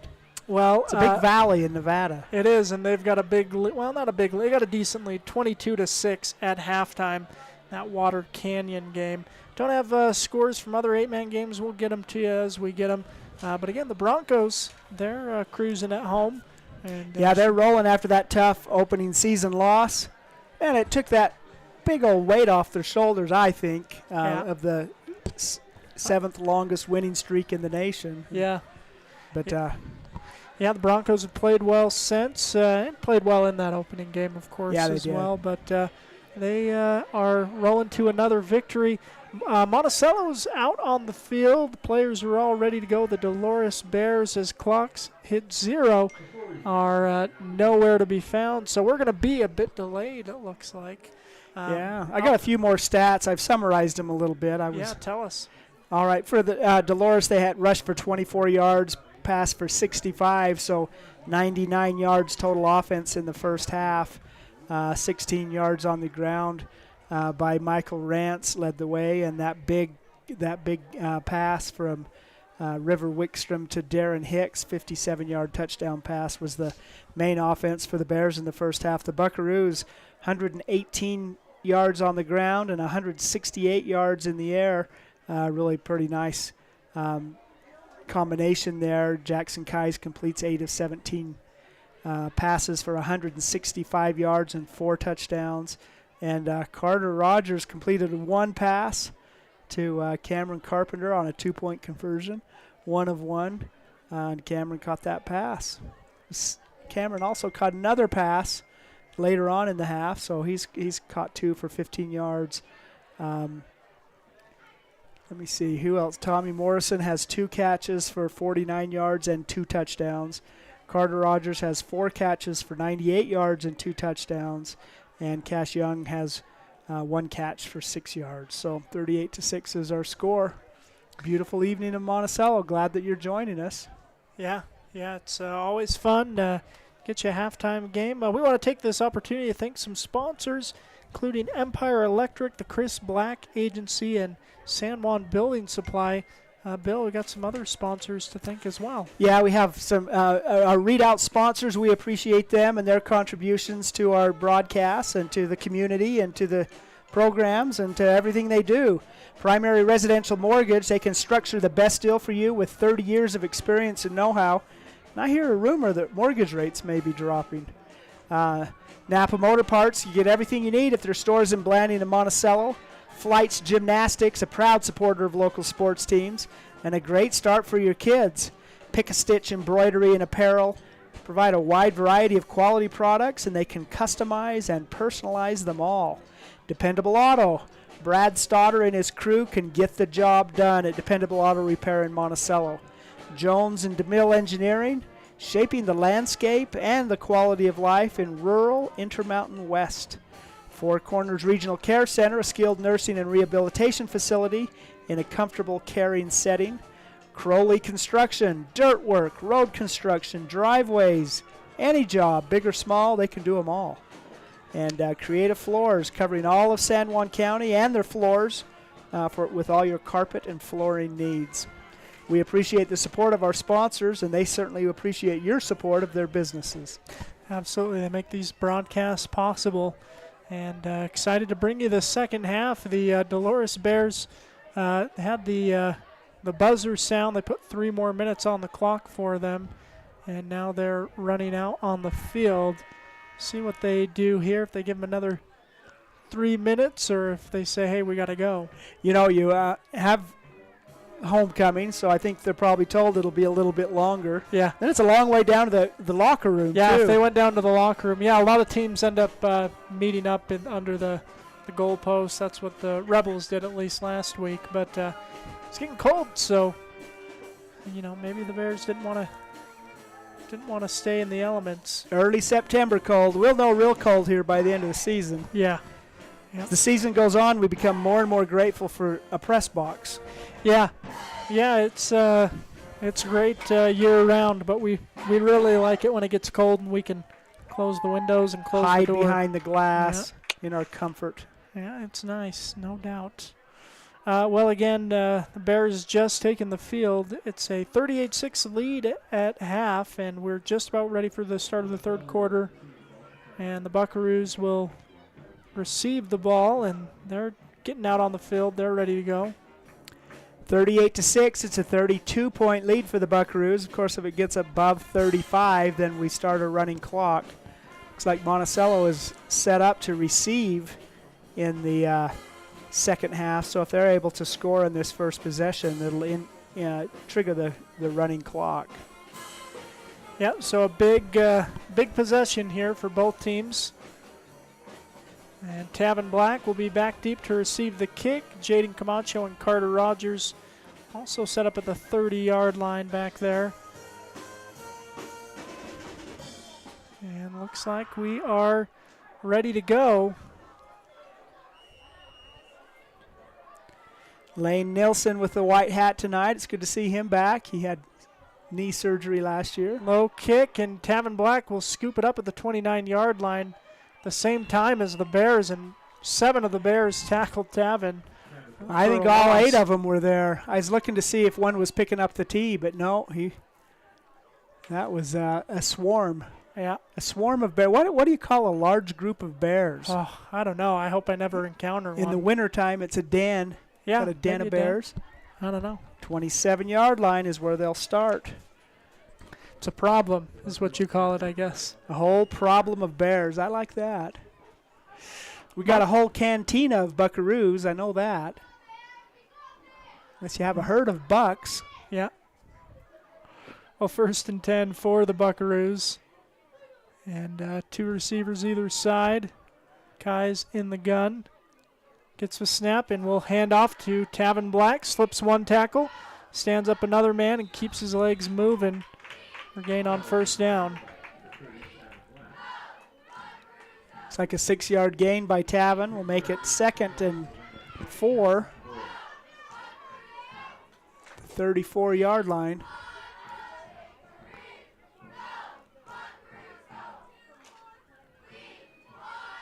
Same set, 2 running backs, 2 split receivers. Kai's on the ground. It's going back to the 20-yard line. Kai's covers it up at the 20. So loss on that play. But Davian Policki was there almost the same time that Jackson was. That's a big loss. Move the ball back to the 21-yard line. Going to make it a 3rd and long. 3rd and 15 for the Buckaroos. They go in that tight end set with Tom Morrison. 2 receivers on the far side. Kaiser gets the snap.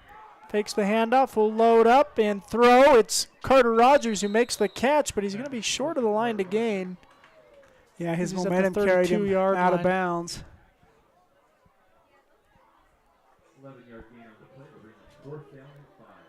So 4th and 5 for the Buckaroos. 10:38 remaining in the third quarter. Monticello lined up to go for it. It's going to be an interesting call Hard here. Snap, and halftime speech worked for the Bears as they do not jump. That's what took so long. They were being told no uncertain terms. Kais will throw across the middle, and Tommy it is caught by Morrison. Morrison. Down. Wow. Gutsy call, 6-yard play. Will give him a 1st and 10. Yeah, needed 5, got 6. And that'll move the chains for the Buckaroos.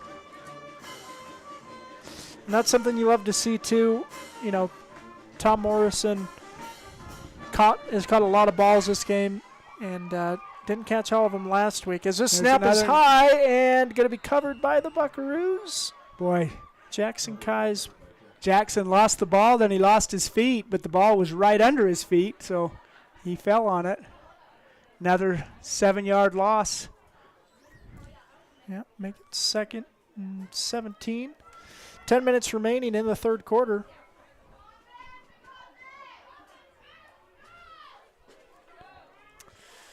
Kai's in the gun. Split far. Here's a snap, fake the handoff, Tommy Morrison tight to end. Morrison, who comes over on the left side and gets back to that original line of scrimmage. Well, just about that original line of scrimmage at the 39-yard line. So now a 3rd and 10 for the Buckaroos. Fits and starts here for the Bucks, but still alive. 7 plays into the possession.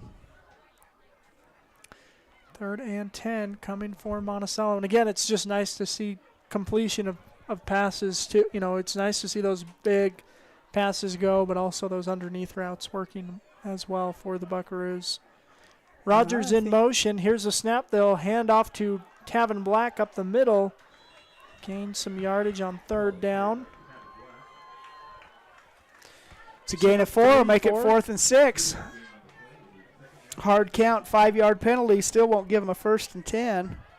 I was wondering if they didn't get that hard count. I thought they might kick it away. They went for it last time. Looks like they're ready to go for it this time. 3 bunched receivers on the far side. Kais will throw, and Carter Rogers comes back for it, makes the catch for a 1st down. We do have a penalty in the backfield. And White Hat is waving it off as a hold against Monticello. It's going to be a penalty against Monticello. Hold against the Buckaroos, and that's a spot foul. So this is a 4th and really long now.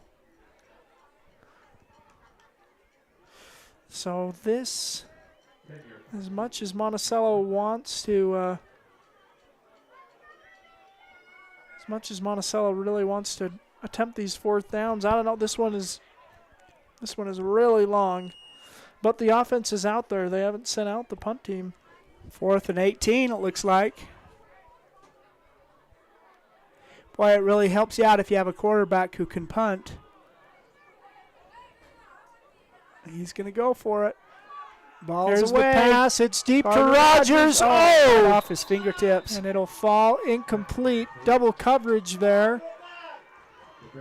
And incomplete. It'll give Dolores the ball. Really good field position. 32-yard line, yeah. The 32-yard line of the Buckaroos is where Dolores will take over. 1st and 10. Short field.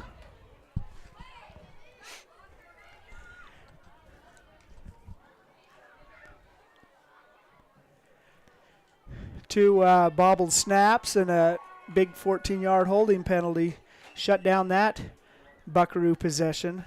Going for it on 4th and long, falls incomplete. Gives the Dolores Bears really nice field position to start the 2nd half. Their 2nd half. The man in motion, they'll hand it to him.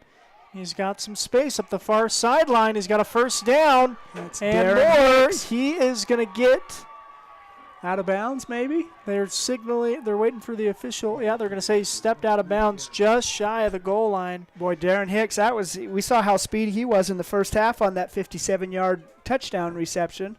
And he showed it once again with a 31-yard carry all the way to the 1-yard line. 1st and goal for the Bears. Going to power formation. There's a snap up the middle. And wow. Oh, turnover, fumble. Monticello recovers the ball.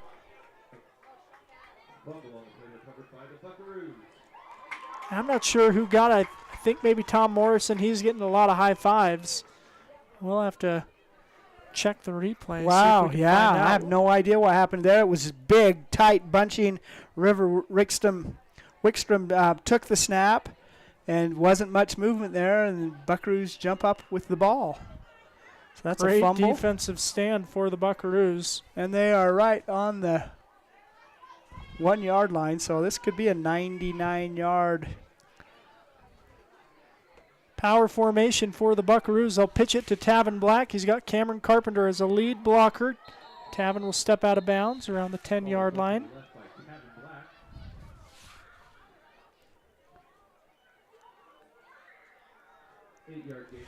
Eight-yard gain for Tavin. Make it 2nd and 2. Still inside the 10-yard line. Wow. Good run by Black. Yeah, that's a corner that you don't get in a regular width 8-man field. If you're on 11-man field, Tavin would still be running. Kai's under center, gets a snap, fakes the handoff, now looking to pass. He's got Tavin open. He's going to get it. There he goes. Can he get the speed to lose his defender? And he will. Tavin Black is going to go all the way. Touchdown, Monticello. 92-yard touchdown. Wow, what a play by the Buckaroos. Tavin Black faked the handoff and then speed up, going downhill. Kai's delivered the pass to him, and Black finished it off. Wow. Now that's the way to get the running start. The clock with 99-yard touchdown drive, including a 92-yard. Man, that is a big old play. And now a mishandled snap. John Lieber's got it. He's not going to be able to run it in for 2, though. And that'll keep the score 44-6. And wow, we've got quite the game on our hands, Bill. That is right. Boy, that was again, Jackson, he slows down, throws that ball. Just a really well thrown ball. Hit Tavin right in stride. Defense was pretty close, but that 100-meter finalist speed kicked in, and Tavin was clear pretty quick. But 92-yard touchdown pass, Jackson Kais to Tavin Black, gives the Buckaroos a 38-point lead. Very good. And I went back and was able to look. It was Tom Morrison that recovered that fumble. He was the bottom of the pile with the fumble for the Buckaroos. So good play by Morrison. And, yeah, great homecoming evening for the Buckaroos. They stand tall on defense. And then Tavin Black runs the ball and catches a pass from Jackson Kais for the big score. Monticello with the 44-6 lead here in the third quarter. And that ball is going to be picked up at the 25-yard line. And a good open field tackle. Going to blow it dead. Looks like, I'm not sure who is on that tackle. So number 22 is not on our roster. But Monticello will give the Bears the ball. 8:05 remaining in the third quarter. Looks like at the 24-yard line is where Dolores will take over. Tommy Morrison, boy, he's had a good game, offensively and defensively, and forcing a fumble. Boy, that is a tough turnover to take, and good job by Tommy to force it.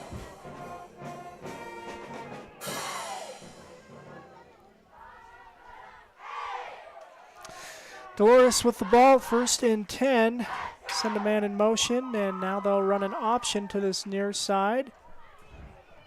And tackle made by John Lieber and William Rogers.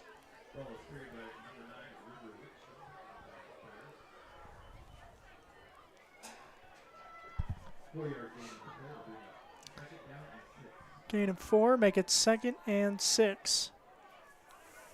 Arturo Gutierrez checks into the game for the Buckaroos.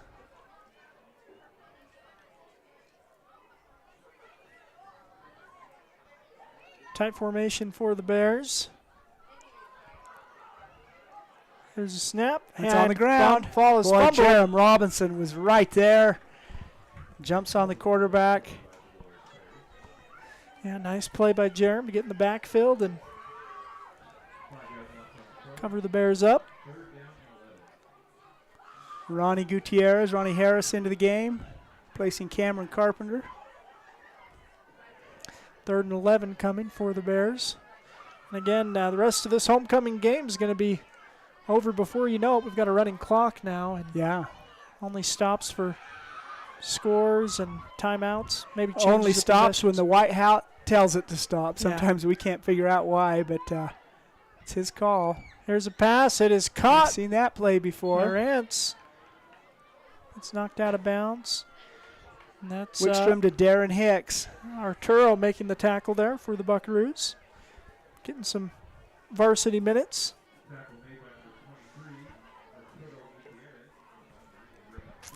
Eight-yard gain on that play. Yep, bring Fourth up a down. Fourth down Dolores for the Bears. Hasn't hinted at a punt all day long. There's a snap. Quarterback run up the middle. There he and goes. He's going to get there. Yeah, he's going to get the yards needed. Picks up maybe 3 or 4 on that 4th down run and gets a first down. Out to the 38-yard line of the Buckaroos. Or of the Bears. 5 minutes remaining in the quarter.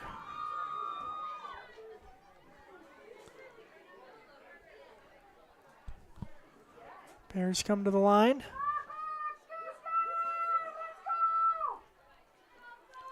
Split a man out wide. Now the other. And they'll look to pass.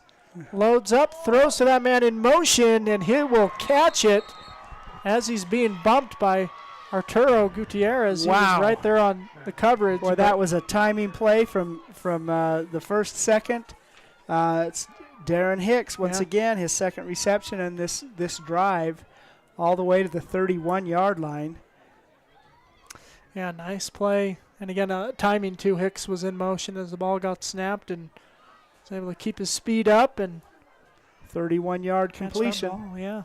From Wickstrom to Darren Hicks.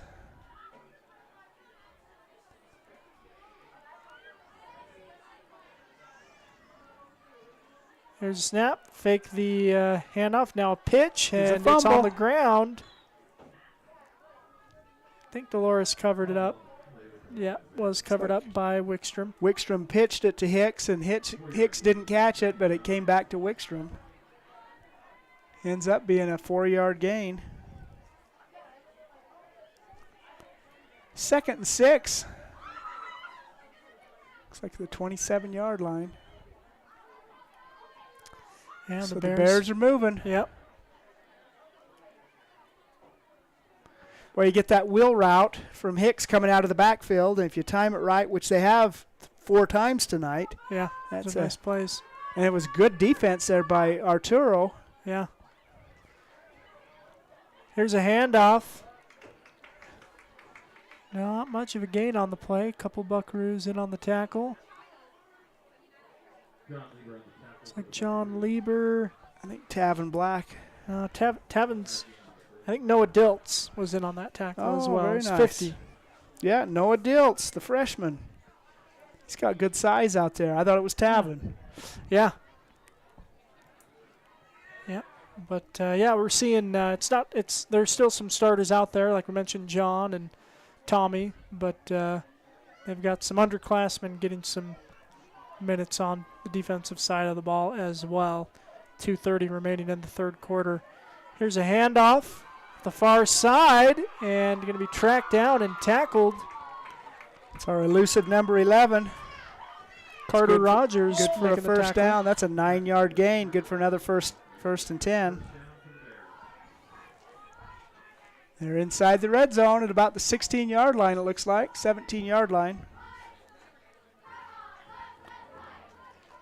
Nice sustained drive so far for the Bears.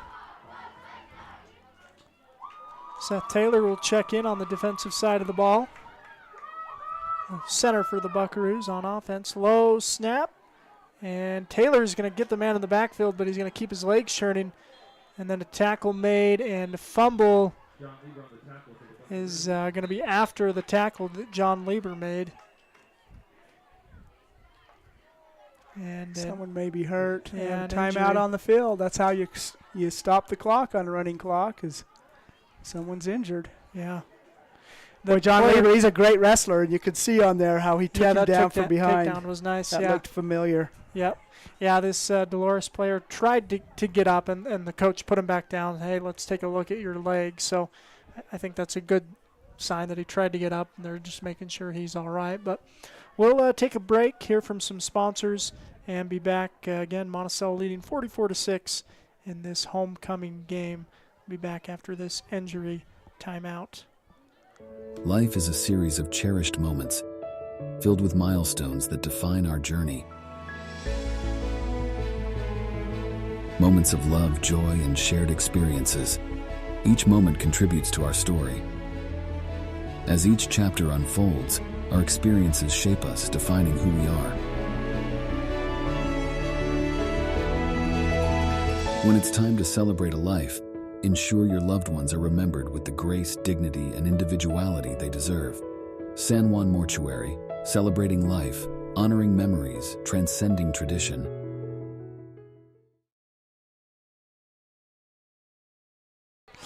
All right, we welcome you back. The injured Dolores Bear was able to get up on his own power and jog off the field. So, like I say, that's a good sign. I hate to see an injury, but glad to see he's all right to get off the field on his own. 2nd and 10 coming up for the Bears. 1:30 remaining in the third quarter. Kaysen Eldridge is an assistant coach for the Bears. It's homecoming for Kaysen, Monticello native, who has had quite a bit of success on this field as a player back in the day. Yep. Here's a low snap. Dolores picks it up, looking to pass. Seth Taylor is going to tackle the quarterback. No, he's going to keep his feet. Be taken down, though. Yeah, Taylor did make the tackle. Really nice pursuit by Seth. Great play there.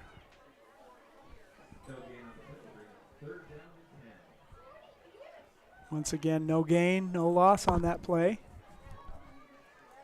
3rd and 10.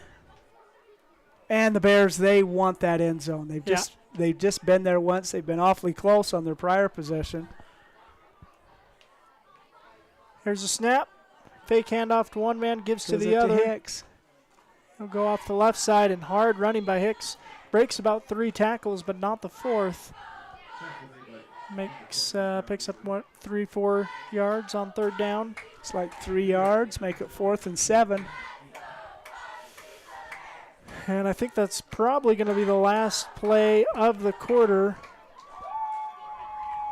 And we'll swap sides of the field. We'll take a break and be back with the 4th quarter here on Red Rock 92 and StreamUtah.live.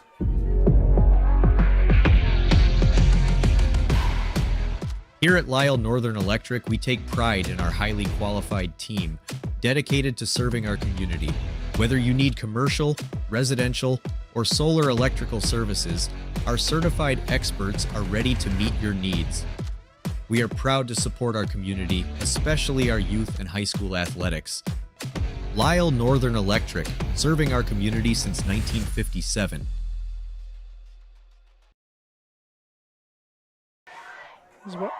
Welcome back, Red Rock 92 and StreamUtah.live. 4th quarter coming up, and it's going to be a running clock in this 4th quarter as Monticello's built a 44-6 lead over the Dolores Bears. But 4th down coming up for Dolores in the Monticello red zone. They're trying to get their 2nd score of the game. Yeah, and this is a big play for the Bears. They had a big win last week, good momentum. ran into a buzzsaw tonight, but there's a lot they can build on this fourth quarter as a chance to work on some bugs, and they want to get this first down, if not a touchdown on this play. 4th and 7. Send a man in motion. Here's the snap. Hicks Looking to pass. It's a screen set up nicely and cuts back, but Monticello's there defensively. Arturo Gutierrez in at the top of that tackle with Tom Morrison, John Lieber, and Ronnie Harris. It's a gain of 1 yard, which was quite a bit less than they needed. So turn the ball over on downs to the Buckaroos. We'll stop the clock to change possessions. Don't know how long. Did see Jackson Kais has got his helmet off with the running clock, and Cash Young's going to be playing quarterback for the Buckaroos the remainder of this game. Big Jerm Robinson going out there.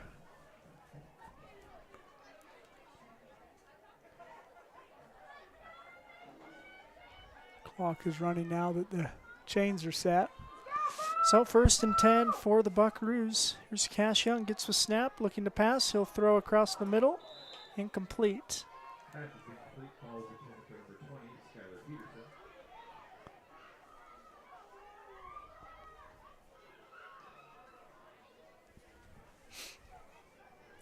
Nice tight spiral, but a bit behind the receiver.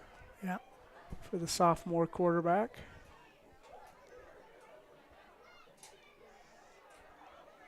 Here's a snap and a handoff. Running back's thrown down. It is Tavin Black. Looks like he's got a bit of a stinger shaking his arm off. 7-yard gain on the play, make it 3rd and 3.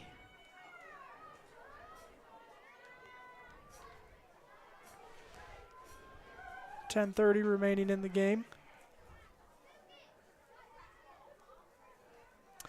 Young is alone now in the backfield. 2 receivers either side. Oh.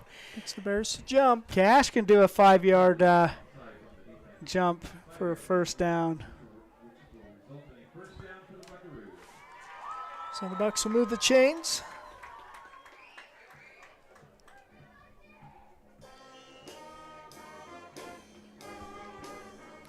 Be a 1st down and 10 at the 25-yard line. Under 10 minutes remaining in the game. And again, just about 10 minutes of real time. Here's Young, gets so high snap. Is he going to chase it down? Looks like Dolores. Nope, Cash is going to recover it. Cash is playing NFL rules there. Yeah, he fell on the ball, rolled up, and man, that was a race to the ball there. Number 13, Davian Palicki, was right there along with Cash, and Cash was able to just edge him out. That's a big loss. Look how far back that is, for heaven's sake. This may qualify as a Rhett Sifford country mile. Yeah, it's a kilometer. Yeah. Back down to the 3-yard line. And Monticello trying to get to the 35 to pick up a first down.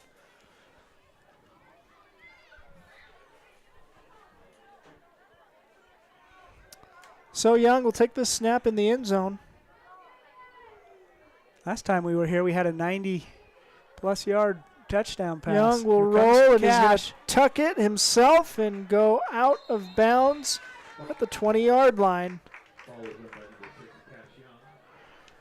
So make it 18-yard gain. Yeah, make it 3rd and about 15 for the Buckaroos, which is a lot more manageable in comparison. Yeah.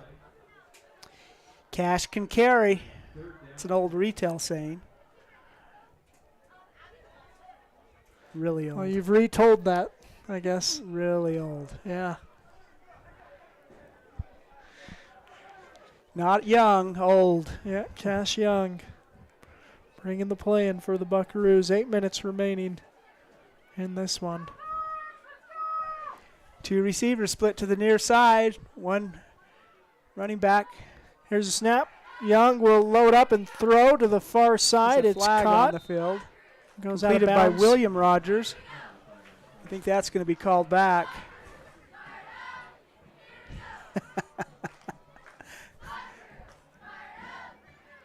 Looks like a late hit or targeting penalty against the Bears.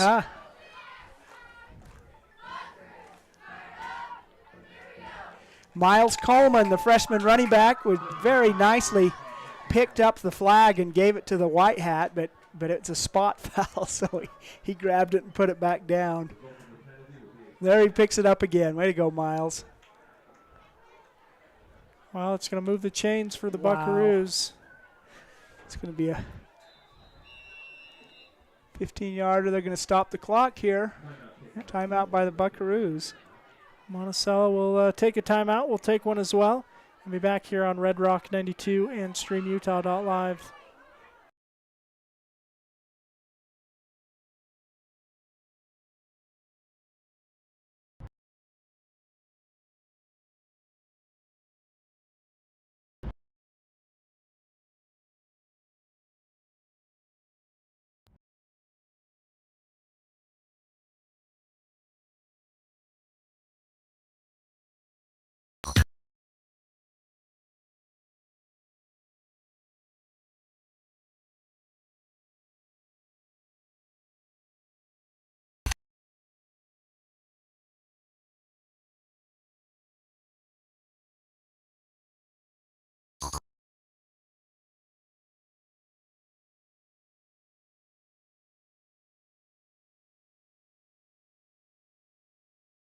All right, welcome you back. It's a first down and 10 for the Buckaroos. Cash Young in the quarterback and hands off to Coleman. Miles Coleman coming up this near sideline and some good running. Into Bear territory to the 42, so a 16-yard carry by Miles Coleman. Gives the Buckaroos another 1st and 10. And really nice running from Coleman and a first down for the Buckaroos.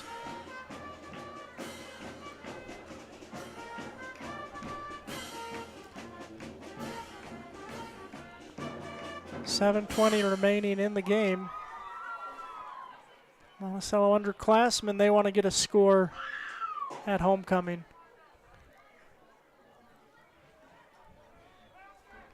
Young gets a snap, fakes a handoff. No, he does hand off. It's number 23, Arturo, is going to be driven back. Loss on the play. Makes maybe no gain on the play. 2nd and 10.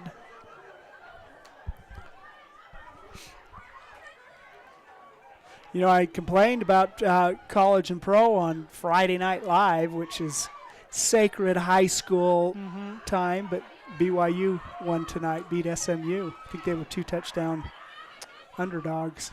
There you go. Here's the snap. It's fumbled. Young is going to pick it up and be tackled by Bears. Yeah. It'll be about a 5-yard loss on 2nd down. So a 3rd down coming near midfield for the Buckaroos. 6 minutes remaining in the game. And a big opportunity for the Bears. They want to get the ball back. See if they can get points on the board. Again, this Monticello underclassmen crew wants to put their own points on the board. Game within the game as Monticello is going to improve to 2-1 at homecoming. Here's his handoff on 3rd down. And, oh, nice running for Miles Coleman to spin out of one tackle and then gain some yards lost. 5-yard gain there by Miles Coleman. Going to make it 4th and 11. 5.5 minutes remaining in the game. And we know Monticello is going to go for it if they're over the 50-yard line. Yeah.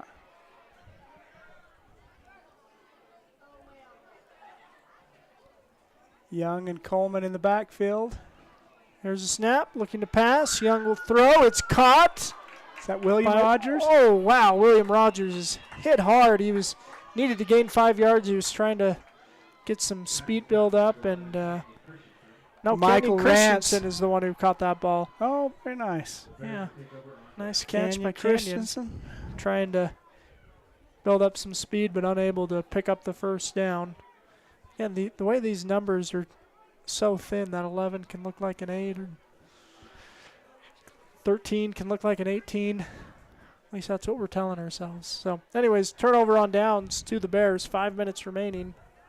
And the clock does stop to reset the chains. Looks like it's going to be a big homecoming win for the Buckaroos. 5 more minutes, but a big lead. There goes Rance around the right side. Pursuit's with him. Dancing around. Gets almost to midfield before he's brought down. And he's going to be very close to a first down. Gonna make it. How can that not be a first down? Yeah, they are signaling first down now. 10-yard gain 10 for the Bears. Nice, good heavy running there by Rance. Yeah. It's been a long game, and he's still running like he's got first quarter energy. 4:10 remaining in the game. Bears are, again, hoping to put some more points on the board. 51 yards from pay dirt. Yeah. Here's a snap. Handoff up the middle. Boy, he's still Hard charting running his by feet. Rance again. He's going to pick up probably about 8 yards there, would you say? Yeah.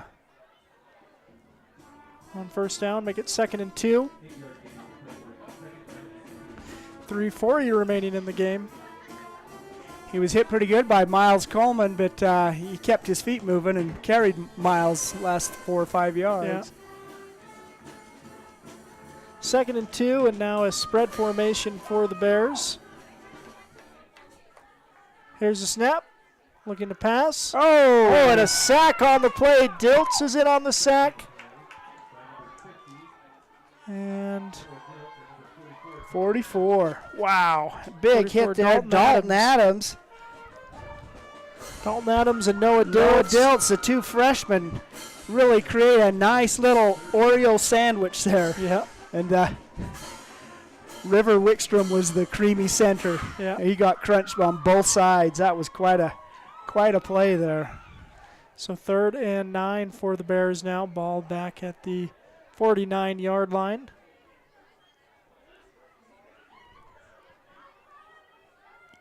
Here's a snap.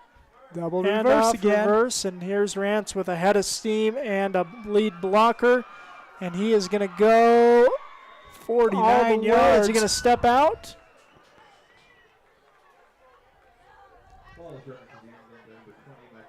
Yeah, no, he's in for 6.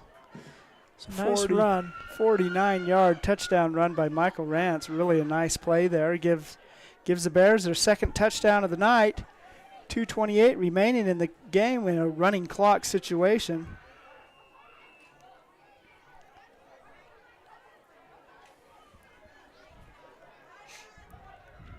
They're under the 35 points, but the running clock continues. Yeah. You got to score several touchdowns to stop that situation. Our elusive number 11 set to kick the extra point. Oh, there's didn't have enough men on the field to get movement on the line, and it falls. It's gonna no good. Be no good is the point after attempt. So, score remains 44-12. As 67 yards on the ground on that drive, all by number 20, Michael Rance. Really a nice play there. River Wickstrom was caught in the backfield, so it was a negative 7 yard loss on that. But load up the team on Michael Rance because he's running hard here in the 4th quarter in Monticello. Absolutely.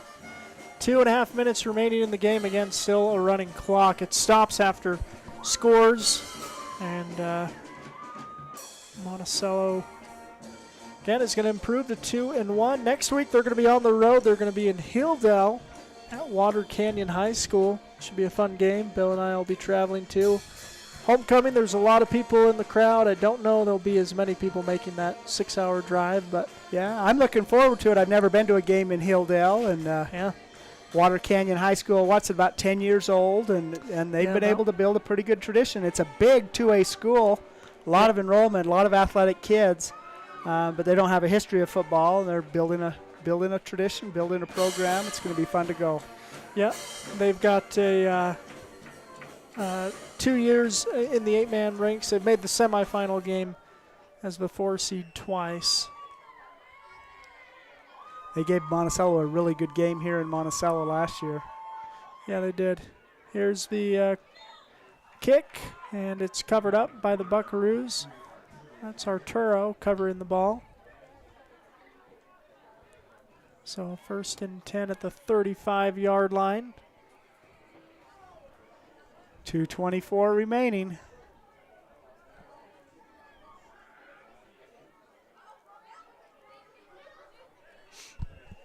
Zayden Tibbetts into the game for the Buckaroos. Here comes Cash Young once again as the quarterback. 1st and 10, and again the clock running. We're at 2 minutes left in the game.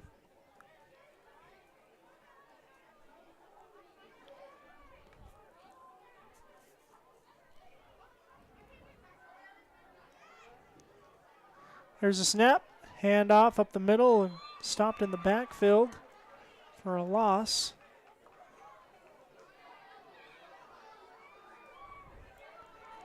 Second and 11 coming again. 1:45 remaining in the game. I couldn't tell who that was, the running back. It's a loss of 1. Yeah, is that Canyon? Maybe Canyon. Might have been Diego Cortez. He had some really good runs in the UMA game, but got hit in the backfield there, if that's who it was. Couldn't quite see. Here's a snap. Young will throw a quick route, and the ball is up in the air, not caught. And then that bounded in the air for quite a while before it came down.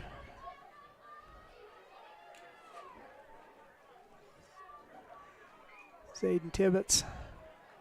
Shooken up. Yeah, it was thrown to Arturo and couldn't quite handle it. 60 seconds remaining in the game. 3rd and 11 for the Buckaroos.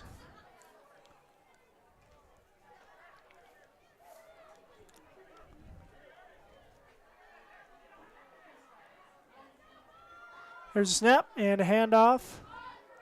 And no gain there on that play. Diego Cortez on the run. 4th and 12, 30 seconds remaining in the game. This may be it. Coach Anderson's going to grab a hold of Cash Young's shoulder pads. He's not going to let him bring a play in, I don't think. Once again, Monticello's going to improve to 2-1 on the year. They'll be in Water Canyon next week. We're going to stick around. We're going to speak with Coach Anderson and possibly a player or two after this game. So stick around for the post-game show here on Red Rock 92 and StreamUtah.live. Again, we are final 44-12. Monticello will win this homecoming game. But again, in this post-game, we'll have stats and hopefully some interviews. So stick with us. You're watching StreamUtah.live and Red Rock 92. Hear from some sponsors and be back.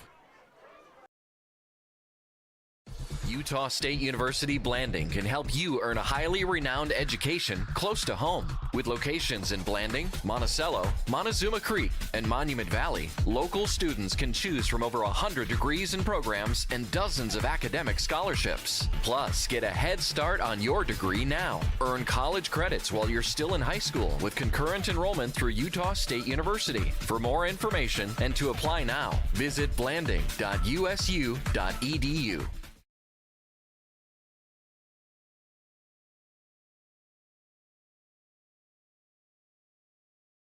Life is a series of cherished moments, filled with With a milestones. changing economy and advancing technology, it's time that marketing and selling of real estate in San Juan County catches up. Four Corners Homes and Property Management is changing the game.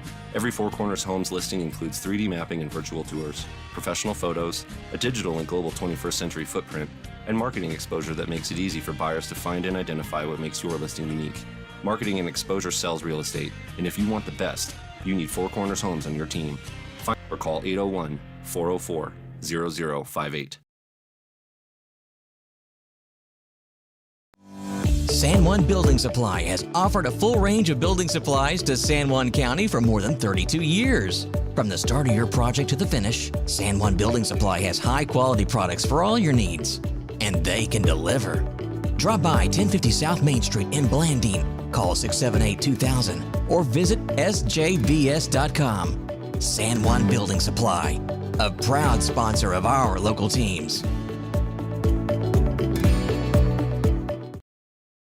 Mountain Foods is Monticello's hometown grocer and a proud supporter of our schools and sports teams. Blue Mountain Foods offers a full-service meat department, fresh deli, bakery, curbside pickup, and more. Check bluemtnfoods.com for weekly specials and online shopping. Blue Mountain Foods is open from 7 a.m. to 9 p.m. Monday through Saturday at 64 West Center Street. Blue Mountain Foods, Monticello's hometown grocer. For over 75 years, San Juan Health has strived to be the best place to receive medical care in southeastern Utah. In 2019, San Juan Hospital was recognized as a top 20 rural hospital by the National Rural Health Association.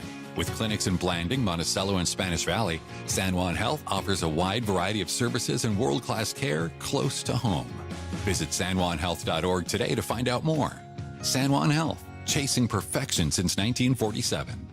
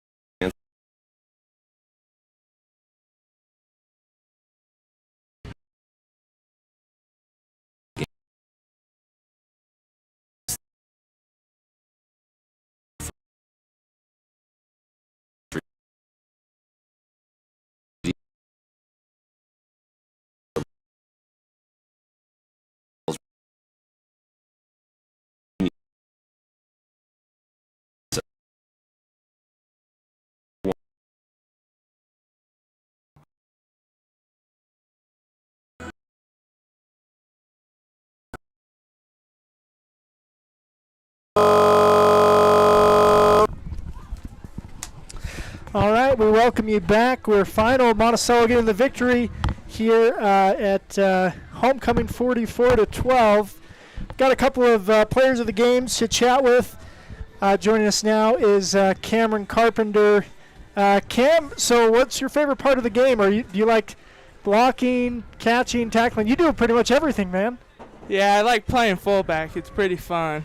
Yeah, that's really awesome. We love seeing your hands. When did you convince Coach Anderson to let you get a few passes thrown your way? It took 3 years, but he finally gave me my chance, and I can do it. Yeah, you've had a lot of success. I mean, I think 3 catches for a touchdown, 2-point conversion, and that big 4th down. Tell us about what it's like playing on that defensive front. I know you get a lot of pressure. Tell us about your teammates that help you make those tackles on the defensive side of the ball. Almost our whole team helps, and we try to group tackle as much as we can. And a big part of it is Carter Rogers, and he helps a lot with them tackles. Yeah, he's really great swarming there. I know John does a good job too. It seems like he just kind of hides behind you. They don't know that he's coming, I don't think. Yeah. Well, very good. Well, who else of your teammates stuck out to you tonight? Tevin Black and John Lieber and Tommy Morrison. Yeah. Well, Tommy did stick out. He's here with us now. Let's hand over the headset to Tommy, too. Again, all right, Tom. Do you prefer Tom or Tommy? Or I don't mind. It's either or. Either or. You're listed on there as Tommy, so we figured we'd check. We called your name a lot tonight. Tell us, I mean, you're another multifaceted athlete. What do you like more as a tight end? Do you like blocking or do you like catching those touchdowns? I love catching. It's my favorite part of the game for sure. Yeah. You know, they didn't really guard tight end at all. You probably saw that a lot. They didn't guard it. Yeah. And I got out a lot and got the ball and capitalized. Yeah, well, I think for both you and Cameron, the fact that you guys do block, that you block so well, I think that they're kind of afraid of you guys. And then when you zip past them, you're open for those passes. Talk to us about those balls that Jackson threw to you tonight. Oh, they were perfect. Always on the dot. He didn't miss me, I don't think, once. Everything was on the dot. It was perfect. I was able to catch everything. He really performed tonight, and I'm really proud of him. Yeah, he did. So you liked catching balls more than blocking. So give us a little bit of your thoughts about the offensive line, how you feel like they did tonight, those other boys on the front. We did pretty good. We had a little slip-up. We had a couple of slip-ups, but, we were able to fix them and push through and win the game. And, Well, a big key to winning the game, you guys were close to getting the running clock, and then Dolores, after the half, was getting close to scoring a touchdown. What happened on that fumble play? We couldn't see it. All we saw is you came up with the ball. What happened there? Oh, I'm not sure myself. All I know is I was behind it and then slipped out underneath. I just jumped on it, and I got it. Oh, good. Yeah, I know Coach loves heads-up play like that. Great awareness. You guys both had a great game and a great team win again for the Buckaroos. Anything you guys, either of you, want to say to the fans listening back home? Thanks a lot for, supporting us and being there for us. We're very grateful. And you want to say anything, Cameron? Here, let me take this headset off. You guys can just use it as a microphone now for the rest of us. Thanks for listening to our game. Appreciate it. It was lots of fun. Yeah, what's it like playing at homecoming? It's a great experience. We haven't lost a homecoming game for a long time, and we plan to keep it that way. Well, very good. Well, you guys got another year to keep that streak alive. Great game tonight, and thanks for joining us, guys. Congratulations. Of course, thank you. Thank you. All right, again, that's Tommy Morrison and Cameron Carpenter. Our thanks to them joining us up here tonight, and I appreciate those players of the game for the Buckaroos. A couple touchdowns for Tommy, a fumble recovery, almost had an interception. And it was a great game for the Bucks. Well, yeah, it seems like the first play from scrimmage. Interception by Jaden Camacho, but really a nice all-around game for the Buckaroos tonight on homecoming night. Big win. That was awesome. Taking a look at the second half statistics, of course we had a running clock the whole time, but Dolores was able to get their offense running quite a bit more. Number 20 really had a good game. Michael Rance in the fourth quarter. He had 4 runs and a 49-yard touchdown run. The Bears had about 114 yards on the ground and 40 yards in the air in the second half. The Buckaroos had about 30 yards on the ground and 121 yards in the air. And, of course, the main play was 92-yard pass from Jackson Kais to Tavin Black, the length of the field that really broke the game open. It was already a big Monticello lead, but triggered that running clock, made it 44-6. Final score 44-12 here on homecoming night in Monticello. Yeah, great win for the Buckaroos. And again, we'll be right here Friday night. We'll be in Hilldale, Walker Canyon, a 6-hour drive. So if you're not planning to make the drive, we'll be broadcasting the game as we do every week, and should be a good one. Again, one of the top teams in the 8-man ranks, and Monticello will get another measuring stick to see where they're at on the season in the Utah 8-man ranks as they take on the Water Canyon Wildcats. Very good. Well, again, that'll do it for this evening. Really glad you joined us on Red Rock 92 and StreamUtah.live. We'll thank our sponsors one final time and say goodnight. Again, it's Red Rock 92 and StreamUtah.live.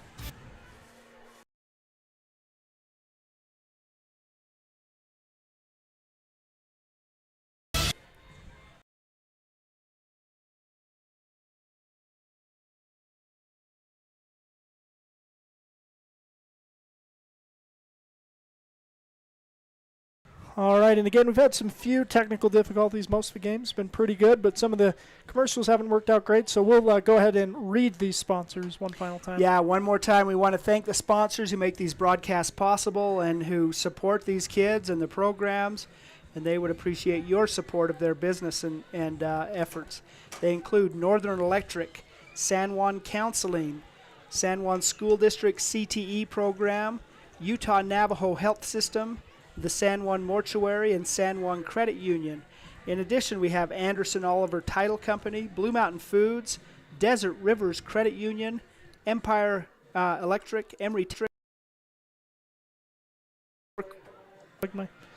Sorry, go ahead, Bill. Four Corners Homes, Chris Black Agency, Lee Contracting, Precision Rehabilitation, Red's Ace Hardware, San Juan Building Supply, San Juan Health District, San Juan School District Adult Education Programs, Tailor Made, USU Blanding, Creative Floors, Crowley Construction, Dependable Auto Repair, Flights Gymnastics, Four Corners Regional Care Center, Jones and DeMille, Napa Motor Parts, Pick-a-Stitch Embroidery, Primary Residential Mortgage, and Energy Fuels.